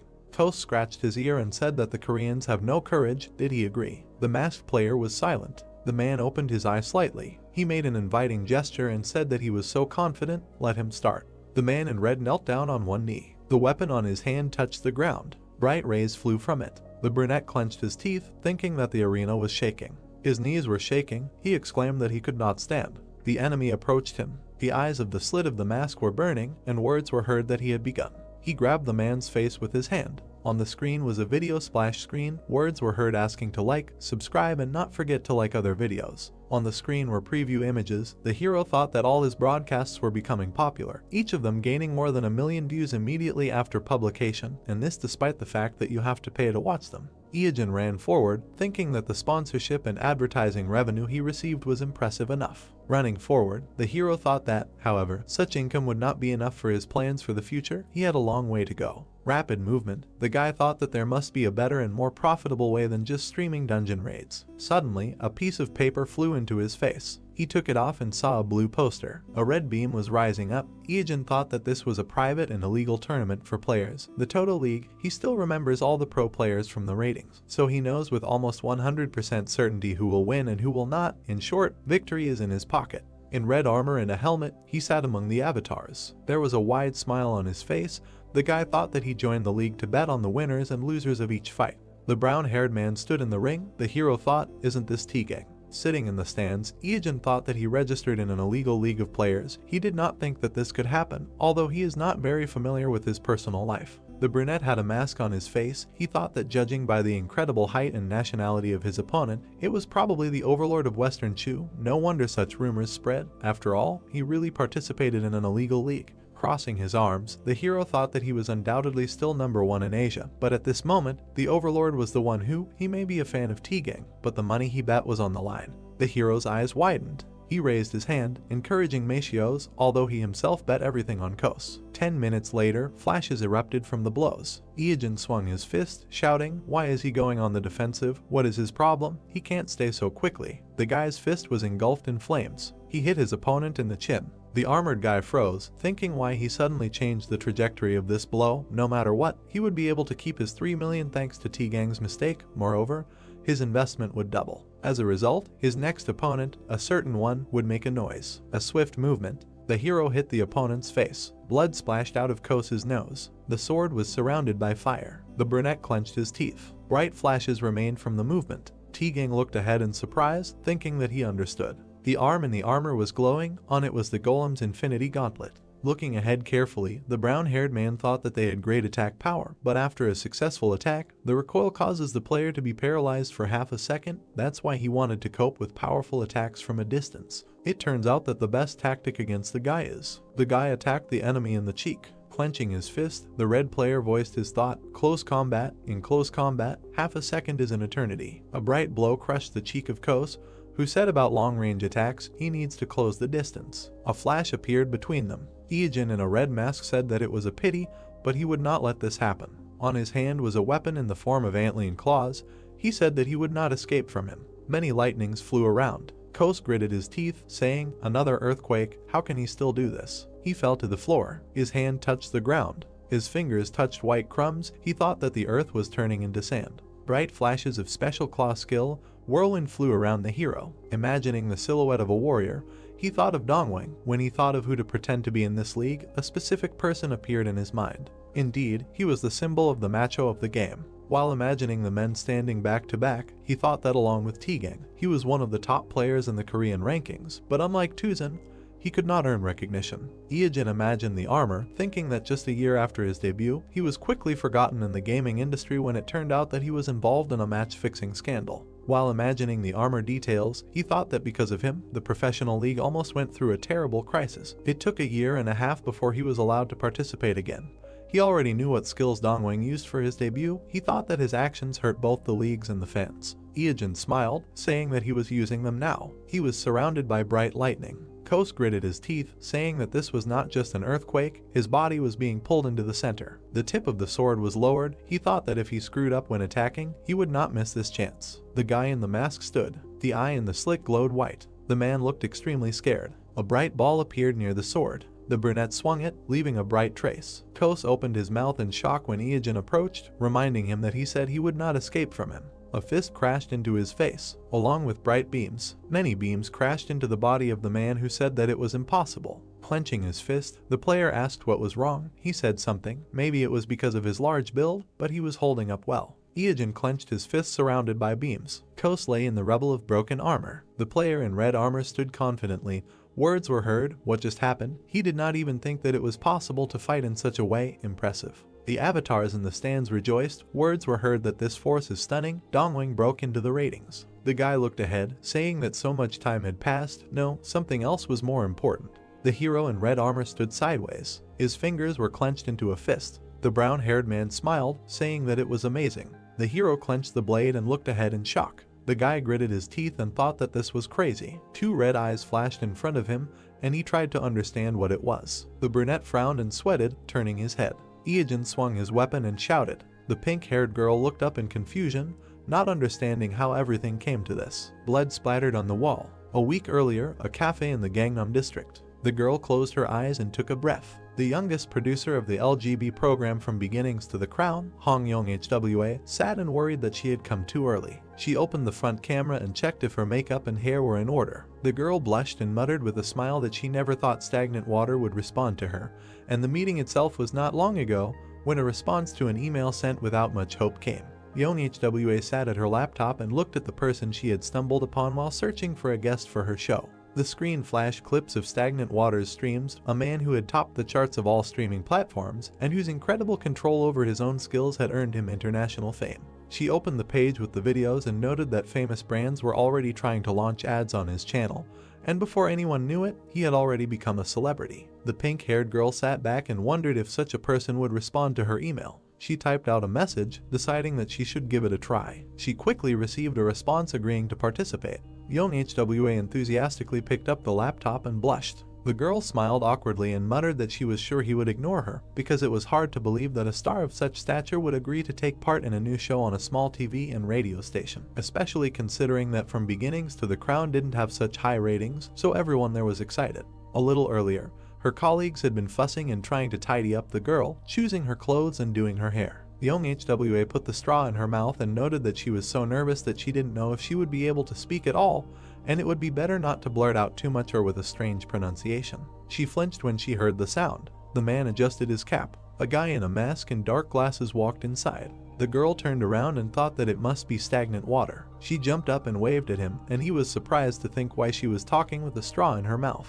He put his glasses on the table, and at that moment the girl said that she was glad to meet him. The interlocutors looked at each other, and the young man said that there was no need to stare like that. Young HWA flinched and smiled awkwardly. The girl scratched the back of her head and muttered that she was uncomfortable seeing him in clothes, because he was always naked, and the brunette reminded them that they were in reality now, not in a game. The hero narrowed his eyes and wondered if she had arrived 2 hours earlier or if he had messed something up and misunderstood her letter. The pink-haired girl looked at the interlocutor with confusion, and Iajin mentally greeted the girl from the LGB poster, remembering that From Beginnings to the Crown was a program that would turn their small TV and radio station into the #1 gaming broadcasting service in Korea. He pictured the office building and noted that it was a station that had perfected the art of VR broadcasting since its launch, something the guy was attached to. The hero looked at the interlocutor and said that he had already thought about the content for the broadcasts, but thought it would be difficult to broadcast it in HD quality with his current equipment, so he wanted to get help from experts. The girl nodded when the brunette added that it was a project that he wanted to show his viewers in a good quality video. The guy presented the document on the table and remembered that unfortunately, in 5 years, LGB would face management difficulties and would be forced to merge with Chinese investors, after which From Beginnings to the Crown would grow in popularity, but without being able to capitalize on its potential, the company would disband. Young HWA looked at the man with a smile and said that their CEO was a big fan of his and he wanted to meet him, but the guy retorted that the boss would have come by then, to which the girl said that she was not exaggerating.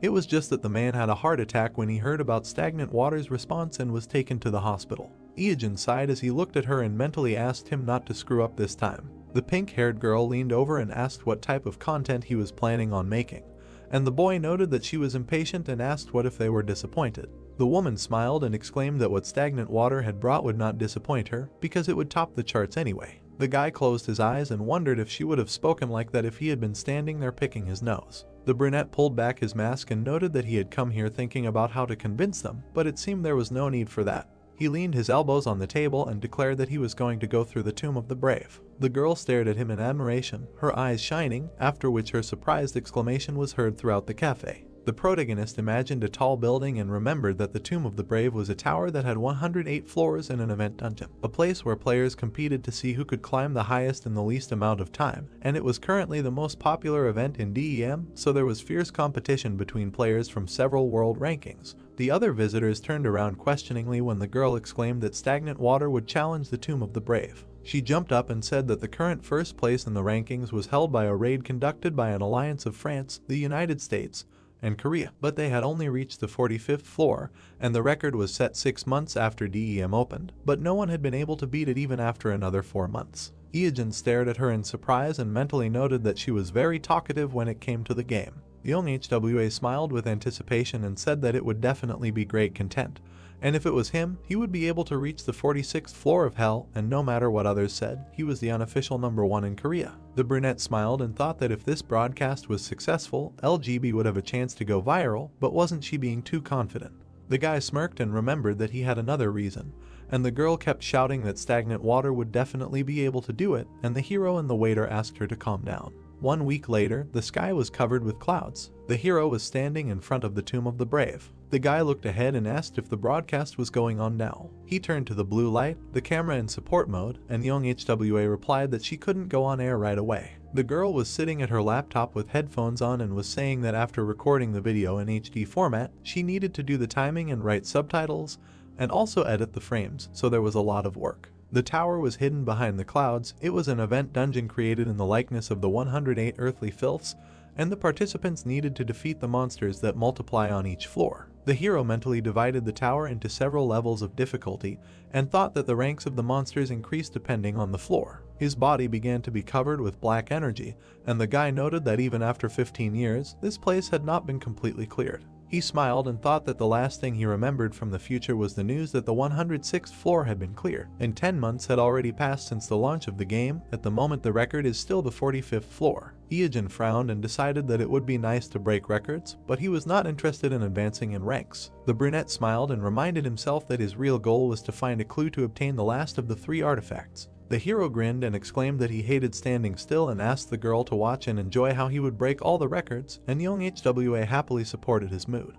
The guy ran forward, shouting that the world record should be waiting for them. Blood spurted. The protagonist narrowed his eyes and gritted his teeth, pointing his blade. He frowned and shouted loudly. Iogen crouched down and thought that he couldn't give up, because if this continued, he would die and he couldn't lose. The young man clenched his weapon and indignantly noted that a bunch of nerds had overtaken him. The brunette sweated and, gritting his teeth, decided that he had to defeat them. The boy swung his arm and shouted for the enemy to attack. The blue flame looked ahead in confusion and asked what the hell that was. The protagonist raised his hands and exclaimed that he had won. There was a red puddle on the floor, a C-rank queen slime, specialty, regeneration, habitat, all continents. The boy wiped his sweat and muttered that he was close to giving up, and the girl exclaimed how he could have spent 2 whole hours fighting a normal slime. Iogen pointed and countered that the queen slime was a monster with the widest attack range in DEM, and there was no strategy to dodge its special attack pudding packet. Young HWA smiled tightly when the protagonist said that he would have definitely been flattened if he had gotten caught in her attack range, after which the girl muttered that he tried well,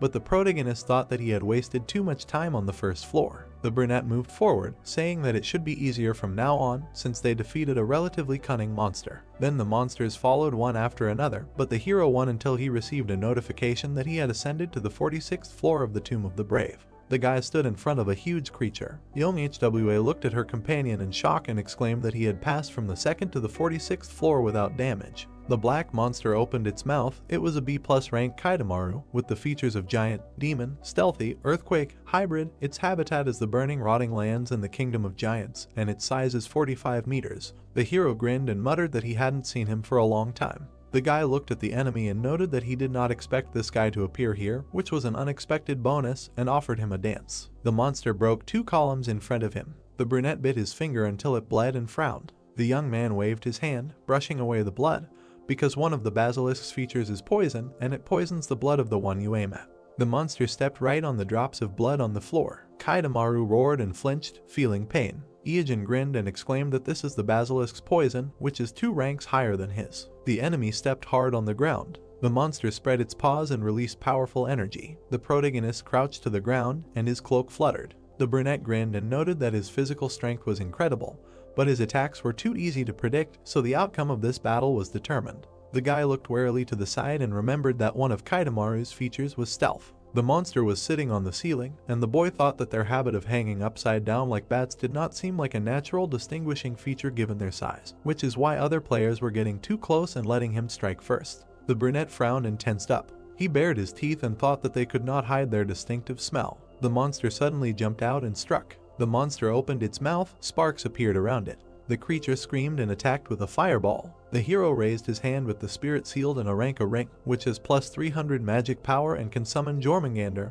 and shouted, "Not so fast." He frowned, and the attack passed him by. The boy took out his blade and swung. Iojin began to run around the enemy, delivering slashes. With a sharp movement, the boy cut off several limbs of the monster. He jumped up and plunged the blade into the monster's head. The brunette bared his teeth and declared that his surprise attack had failed before it even started, so he had no chance. All that was left was to die in the shadows. Sparks flew to the side and the ringing of the blade was heard. System windows appeared in front of the young man, stating that for the first time among all servers, the boss of the 46th floor of the Tomb of the Brave, the lone Kaidamaru, had been defeated. The protagonist stood in front of the defeated enemy, and the system asked if he wanted to receive a reward. The young man furrowed his brows and exhaled. He wiped the sweat from his forehead and muttered that it took a little longer than he thought. The brunette turned to young HWA, who was frozen with a shocked expression on her face. She opened her mouth and shouted that this was simply amazing. The pink-haired girl clenched her fists and exclaimed that for the first time in history, the 46th floor had been passed.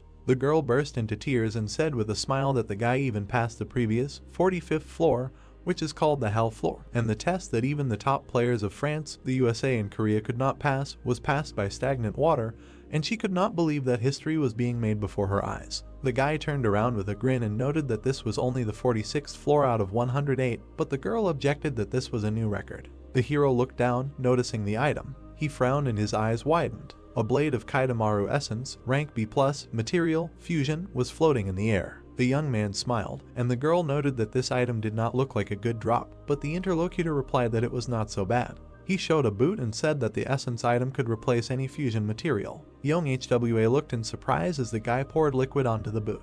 The shoes began to vibrate and emit energy, and the system notified that the fusion of items had begun. The guy looked at the shining thing in his hands with a smile, while the notification said that the fusion was ongoing and the process could not be interrupted. The blue light smiled, and the girl exclaimed that she did not know such a possibility existed, and this was the first time she saw the fusion of items. Iojin grinned and clarified that with this, the stream ratings are guaranteed to be high. Young HWA happily raised her hands and shouted that the world's first clearing of the 46th floor and fusion of items went to them. Their viewers will applaud standing. The brunette smiled and thought that it was time for him to show himself, because he should be enough. That is the key to the last of the 3 artifacts, and it was worth going this far. Notification: you have ascended to the 47th floor of the Tomb of the Brave. A dark figure sat ahead, and the hero thought of the slutty succubus. A blue light shone on one of the floors of the tower. Iojin walked along a dark corridor decorated with statues. The guy shuddered and looked ahead. He jerked back, dodging the attack in time. The young man looked at the mark on the floor, and young HWA exclaimed that she could not believe that he dodged. The brunette looked up and mentally noted that he must have been waiting for her to come. He sweated and smiled. A black wing appeared. A girl with a scythe, a slutty succubus, was hovering in front of him. The brunette stuck out her tongue and narrowed her eyes. The blue light glanced at her, and her partner noted that this boss was just a beauty, but looked weaker than the previous ones. The hero frowned and replied that he would go. The enemy swung her scythe and smiled. The guy dodged the attacks cutting through the air and thought that she had a special feature, duality. The brunette sweated and widened his eyes, remembering that such monsters are divided into 2 types, those who attack with physical force, and those who use magic, and once you choose one, it cannot be changed back, and the guy chose a demon with a physical attack. The player clenched his teeth and dodged, cursing, because he thought that if it were magic, then most attacks could be neutralized by Jormungandr. The guy sweated, noticing that the blow landed right next to him. Explosions were heard throughout the corridor, and the young man noted that this was not bad. The columns and ceiling were covered in cuts. Iogen frowned and noted that the speed was high, and it was difficult to avoid due to shock waves, but the longer you delay, the worse. The brunette grinned, and the guy thought that there was one dangerous way, but either all or nothing. He turned around and clenched his fists, realizing that even if everything went smoothly, he didn't know if he would win. The succubus furrowed her brows and looked at her opponent questioningly. The guy used the skin of a sandworm, and a bright light began to emanate from him. The brunette frowned and clenched his teeth from the tension. A black paw, depravity, appeared from the hero's body. The succubus quickly appeared next to the young man, and he flinched. She struck with a quick movement. The hero jumped back and exhaled. Iogen crouched to the ground, and young HWA said that she didn't know what he did, but it seemed that the attack did not work. The opponent was fast and also attacked physically. The brunette took out a bottle of potion and replied that everything was fine, because physical attacks take a long time to recover, and his companion exclaimed that the question was whether he would be able to attack her at this time, because she was the fastest monster she had ever met. The succubus was approaching again, swinging her scythe. The guy frowned and thought that he should deal with her speed first. He squeezed the bag in his hand and noted that it was a bit early, of course, but he was using his secret weapon. The hero clenched his teeth and poured the contents into the air. The succubus frowned, looking at him. The contents flew to the enemy. The brunette looked in surprise at the pink liquid on her body, and it was slime essence of level D, which allowed her to block the enemy's main forces. The blue light widened his eyes, and the producer asked if the guy really wanted a warning from the Korean Communications Commission. She flew up to the hero and exclaimed how he could do something like that, to which the guy replied with displeasure that the enemy was too fast. The succubus frowned darkly, while the interlocutors discussed the fact that young HWA was a pervert, since she saw something more in this than a sticky substance. The opponent frowned and widened her eyes. The hero turned around, noticing the approaching attack. He gritted his teeth and dodged. An explosion sounded near them at the sight of the blow. The guy jumped back, and young HWA noted that her attack power only increased, and the hero assumed that it was due to one of her features, increased sexual desire, which increases strength when getting into an abnormal situation, and the interlocutor noted that the enemy was simply angry because some suspicious liquid was poured on him.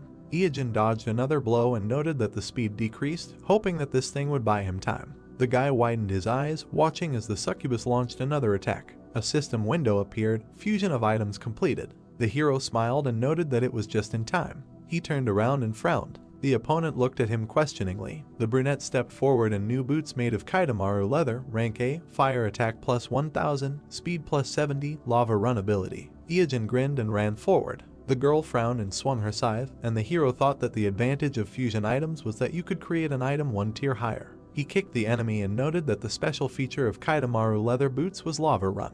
Light appeared from his boots, because wherever he put his foot, everything would be on fire. A bright flash appeared ahead. The protagonist swung and delivered a flame kick, throwing the succubus back, and noted that this was energy that would turn everything within a 10-meter radius into lava from just one step. The ground began to melt, but the guy was focused only on the succubus's body. There was a footprint of a figure imprinted among the rubble, and the hero remembered that this was used during the golden years of King Madon, with earthquakes and floods. The boy looked at the shoes in shock and muttered that it was quite impressive, so he should be careful not to adopt King Madon's style. The young HWA jumped up with her fists clenched and exclaimed that they caught it, and the audience would be shocked too. The hero smiled awkwardly as the girl shouted that for the first time, the 47th floor was cleared and a B+ rank monster that could not be caught one-on-one was defeated.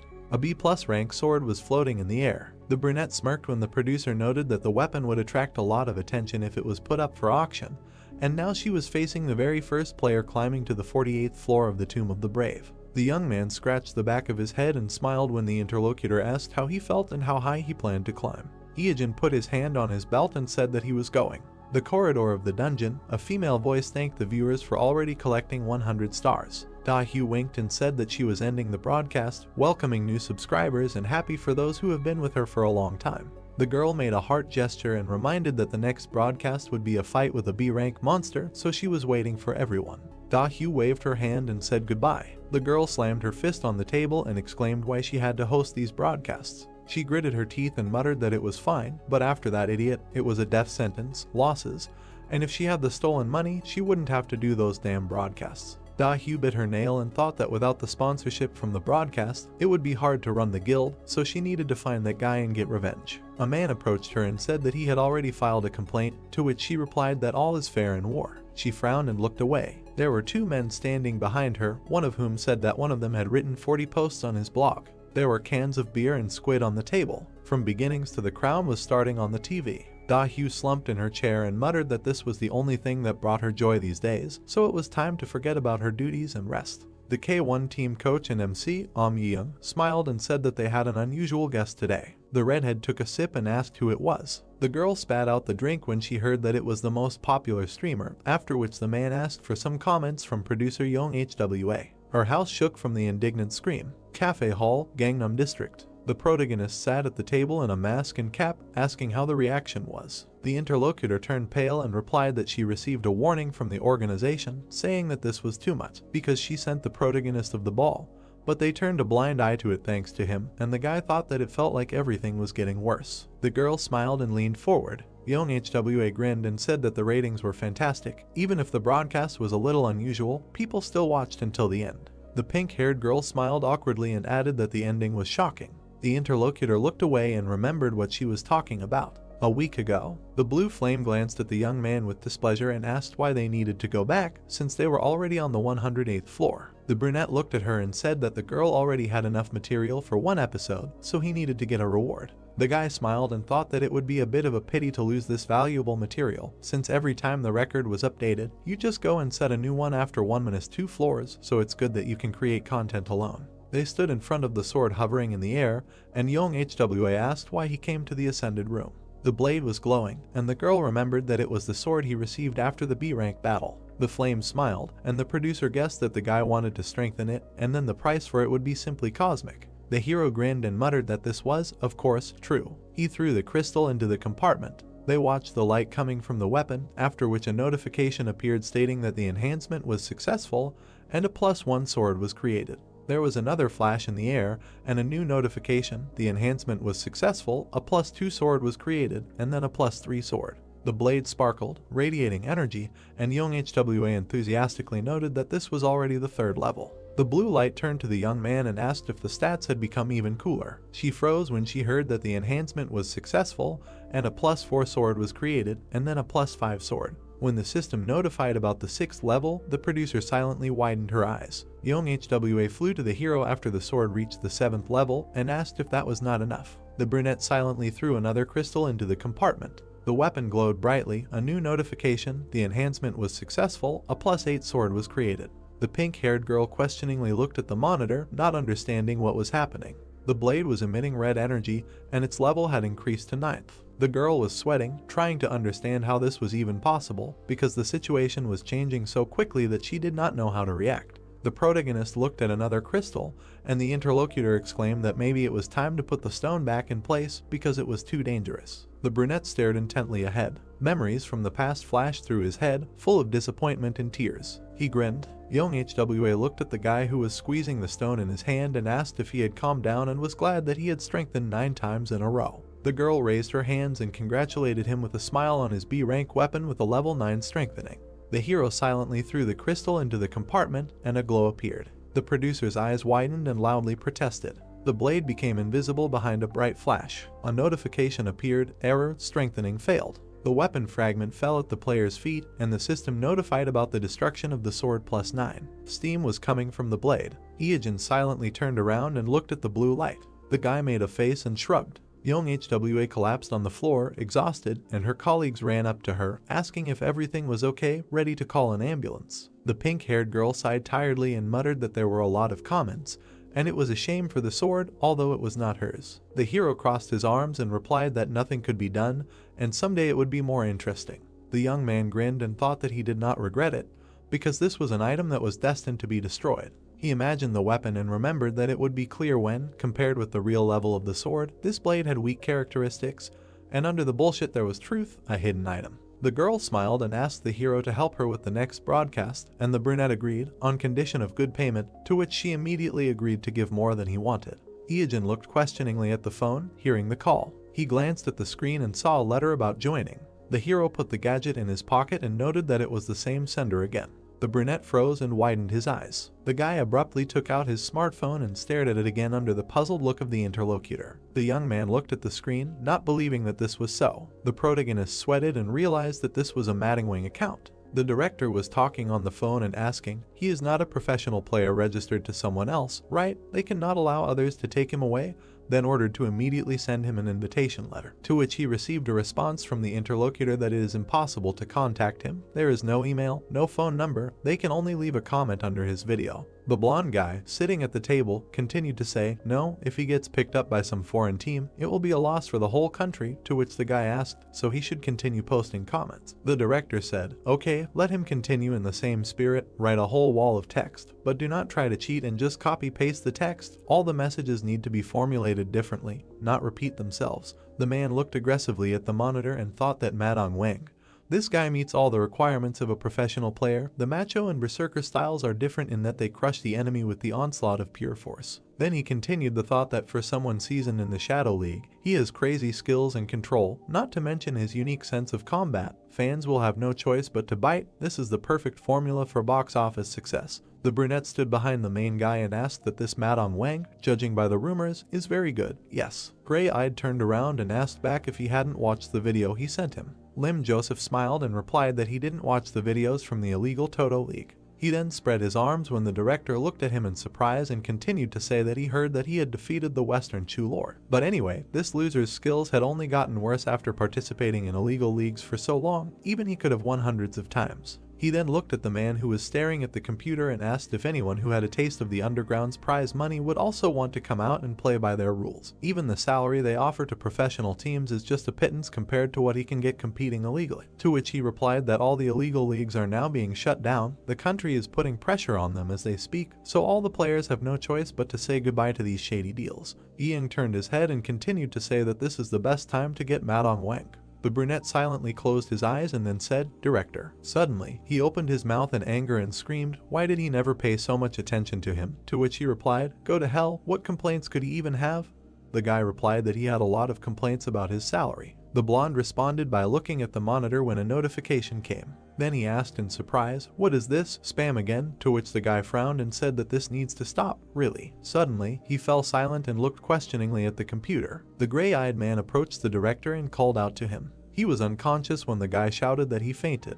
Trying to bring the man to his senses, he asked what happened and told the director to come to his senses. On the screen hung a message from Madong. In it he was asking about his salary. The protagonist narrated that after participating in the illegal league, he created a backup account named Madong to upload video material from his PC.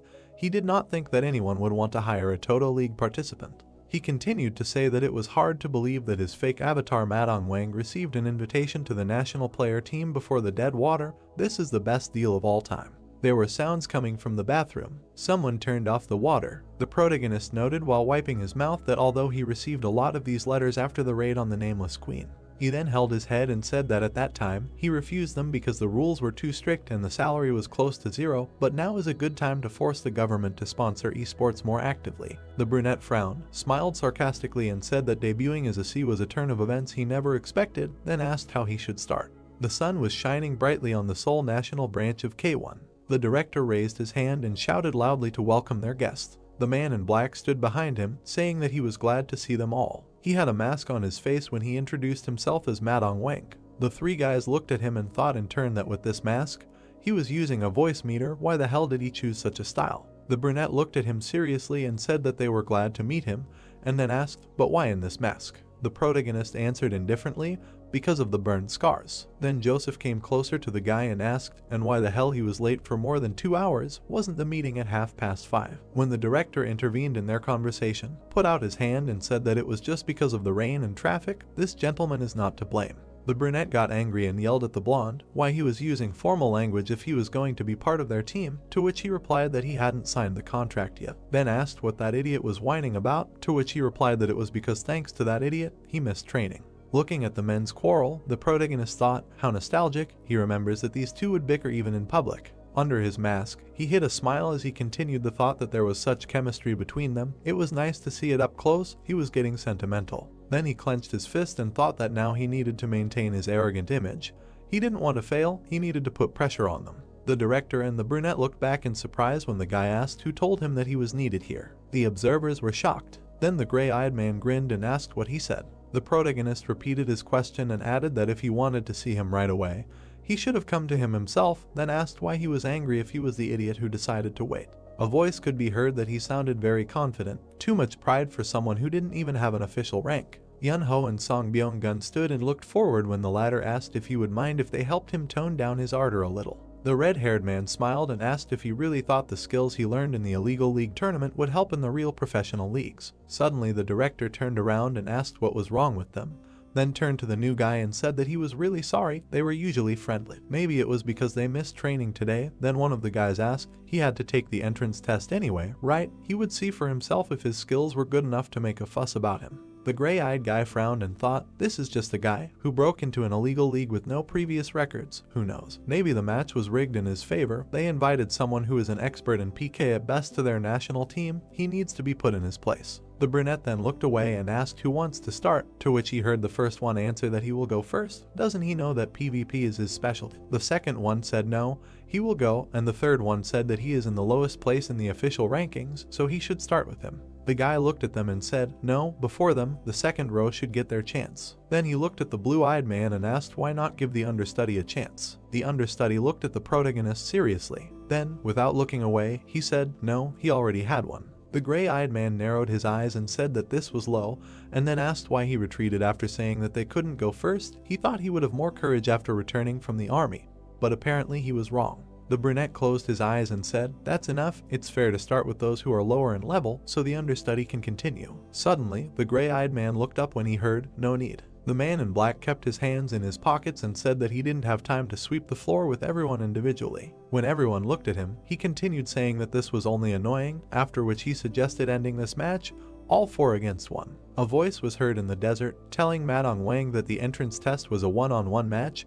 They couldn't break this rule even for him. The muscular guy opened his mouth and told the director that it was about their rankings. He should let them figure it out for themselves this time. Many guys looked forward when someone asked a question. Well then, should they go and see how good he was? The man held a mask in his hands. Then he put it on and he had the ability to use the serial killer feature. The notification said that the user's karma value is applied instead of the death count. After putting on the mask, the attack power will increase proportionally to the total number of kills. The attack power increases by 1 for each kill. The kill counter will only be applied to the player's active avatar. With the mask, the hero turned into a strong player. Song Byung-gun looked forward with a smirk and asked the guys, fighting 4-on-1, isn't it too much? Yunho smiled and replied that the director's position should also be considered. If he was punished too much, it would be awkward to face him later. The protagonist turned his attention to Yun-seok and said that he could be a healer, but he has more than enough agility and attack power to defend himself, plus he is probably armed with a powerful sword that is currently hidden.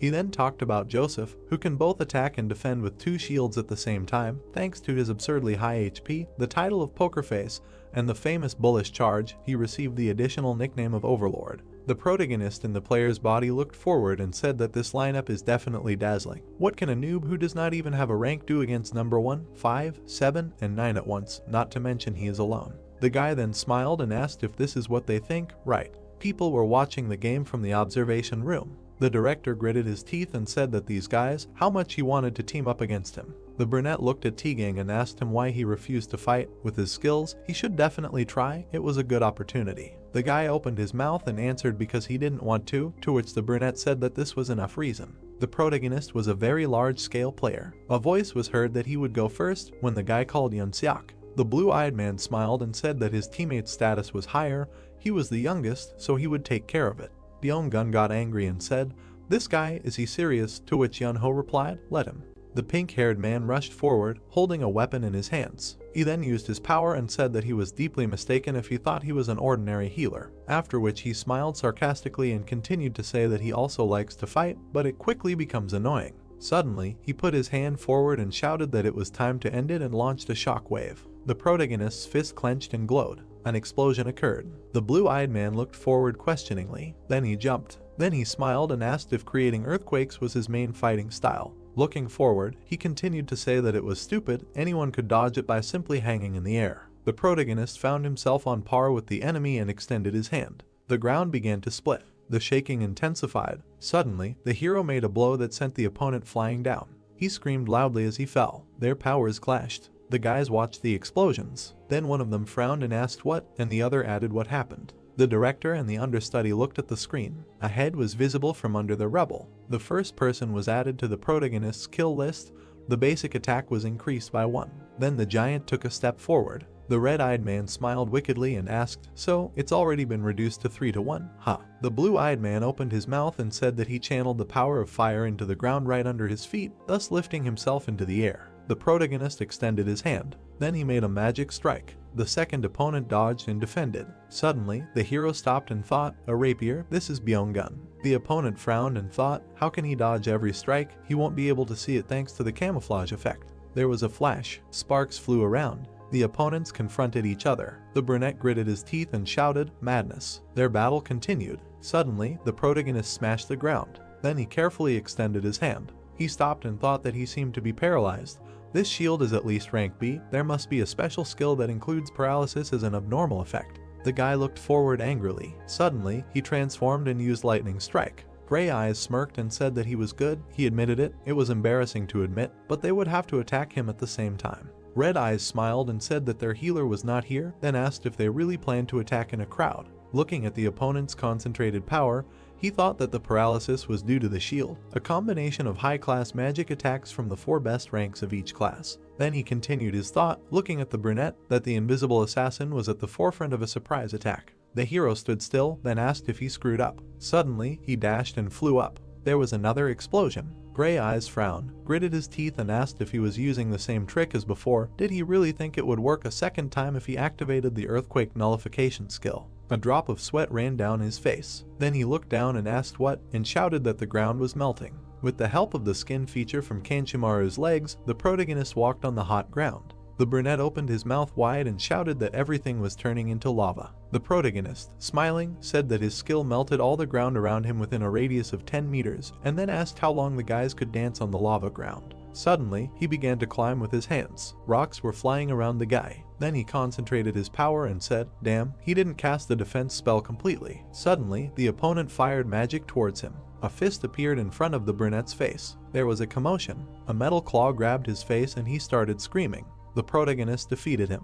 The 2 guys looked at what was happening, when one of them shouted that he easily dealt with Yahello, and the second said to stay close to him. The 2 of them are not as strong in defense as he is, so they need to double their attack. They just need to get out of here. The hero took a step forward. The 50-50 skill reduces the damage of the environment by 50%. Suddenly, the protagonist smiled and asked, "So this is how they are trying to hide?" Then he, in the body of the Iron Hero, said that it was not his shift, and launched the alien skill Whirlwind. A hurricane spread across the entire area. The brunette gritted his teeth and ordered Byung-gun to quickly cancel the stealth mode. He opened his mouth and shouted that it was too late. The hero stood there and said that now he felt that victory would be too easy. Just think, this is all they can do, they will die like flies. Suddenly, a transformed man headed towards him. He realized that it was Joseph. Their forces collided. Sparks flew. The brunette held swords in his hands. Looking at him seriously, the protagonist said that in the end, he deigned to show both his shields. The #1 in Korea is going fully armed against him. Incredible. The red-eyed man smiled sarcastically and asked, "Isn't it exciting?" After these words, the opponent began to attack. Suddenly, he ran towards the opponent. Then he swung his sword. The giant dodged his blow, and then he left. The brunette continued to strike. The hero stopped and looked forward. The opponent pulled his hand back. Then he used a force that made the earth collapse. The opponents continued to fight when one of them said that the rankings, the total league, none of that mattered. Then he smiled widely and said that in a match where 4 go against 1 and end up on the losing side, it is a complete collapse. From now on it is a matter of his stubbornness. The guy ran at the opponent shouting that he will not fall without defeating him. The protagonist with the hero's body smiled and replied that it was good, the true determination of #1. He was not going to give in either. The brunette looked at the opponent seriously as he stood in front of him. Then the protagonist rushed forward. The gray-eyed man gritted his teeth and asked, "A frontal attack using earthquake? He can't break these shields." The battle was going on when the hero asked who said he was trying to break them. The brunette looked forward seriously. Then the iron claw touched the shield. The opponent looked at her in surprise and said that in his left hand it was. There was something glowing in the claw. The guy raised his hand up. After which the protagonist extended his hand and asked, "Well, is this a bull rush?" His special move. Then he swung his fist and shouted, "Checkmate." There was a flash between the players. Ijin frowned and said that no matter how high his defense was or how much health he had, it did not matter now. Suddenly, he clenched his teeth. Then he launched his power and shouted that he would grind him into dust before the earth recovered. The director was shocked. The brunette looked forward, raising his head. Sweat was pouring down the blue-eyed man's face. Someone noted that the top players of Korea, a dream team of 4 leading players who even participated in professional leagues, a team of such a level was defeated by one person. The protagonist looked at the destroyed earth and said that there was not a trace left of them. Ma Dongwan, no, dead water. The narration began that, compared to how he was when they clashed in the illegal Toto League, he seemed to have become ruthless, destructive, and much stronger than before. He plays completely differently than his seniors, the players in the rankings, and the rest of the older generation. He really is that strong. The director, looking up, said that he thinks he will now draw up a contract of employment, to which someone replied, "Okay." The hero standing in the desert thought that these were probably temporary items, but their quality could be compared to real ones. Compared to their items, he can be estimated at about B rank. The protagonist smiled sarcastically and continued the thought that now that he thinks about it, his items were a little better, but in a 4-on-1 match, it is fair. If he only used 2 gloves and 1 shoe, he would most likely have a hard time. The brunette looked straight and thought that he wants to catch up, he wants recognition. Looking at the screen, he thought that he wanted to stand next to him. Then his fist clenched and he said, "So cool." They finally ended up in the castle of Malice. Drake rubbed his shoulders and said that he felt uneasy about this place. It was cold here despite the fact that they were in the south. The protagonist said that he got wet when entering here and they were heading there. Ijin came to the castle of Malice to get the last of the 3 artifacts. He asked Drake if he wanted to join, and he readily agreed. People were hanging around the hall. The boys ran and the protagonist said that in the very center of this castle there was a secret passage that led straight to the boss room. He thought they could call it a back door. He looked ahead and said that it was because there were too many annoying zombies in the way. The zombie opened its mouth. The boys approached a dark doorway and the protagonist said that as long as there was daylight they were weak, but it would take too long to deal with everyone, so it would come down to them just avoiding them. At that moment, a loud scream was heard and the boys turned towards it. The brunette grabbed the blonde by the shoulder as he moved forward, shouting that it sounded like a woman's voice. She was in danger and they had to save her. Ijin told him to calm down and wait. The protagonist stared. Strange sounds were coming from the door. They kept coming from there. The protagonist rushed there, saying to hurry up. The guy asked in confusion if he was going to help. Ijin smiled evilly and said that if it was an NPC, he would help find him later if he wanted, and if it was a player, then even better. He ran into enemies first and they should take advantage of this opportunity. Drake remained silent in response. Then he ran, saying that it seemed true, he was sorry and they would save him if he survived until they returned. They ran inside, and he asked the protagonist what they were trying to find here. The protagonist looked somewhere to the side and said that he found it. A dark silhouette was standing in the corner. It was the gossip Camilla. She rushed at them with her arms outstretched. Drake shot her with an arrow and said that she did not seem that strong, and asked if monsters like zombies like this one did not have a self-destruct function. The doll fell to the floor and he said that it was not this one, to which Ijin replied that he had a keen eye. The doll's body glowed blue and the guy said that something was appearing. Camilla the spirit appeared and asked if talking about what rumors were saying was a great sin. The guys looked at her and a notification came that they had opened the hidden quest of the gossip master. The girl cried and said that the priest punished her for gossiping. He made her climb the spire of the cathedral and cut a pillow with a knife, letting the feathers fly away, and then she had to collect them, and after failing the task, she was left to die. The girl held onto the fabric saying that this was her last regret. The guys received a quest to help Camilla collect all the feathers. They have to collect 19,910,321 feathers. Drake looked at the floor and said that now that he thinks about it, the floor is strewn with white feathers. The 2 boys looked at the floor and the blonde asked how long they had been there. He picked up 1 feather, looked at it and said that there were too many of them and asked if they needed an item like a vacuum cleaner. The protagonist picked up a few feathers, saying that this was not the way to do this quest.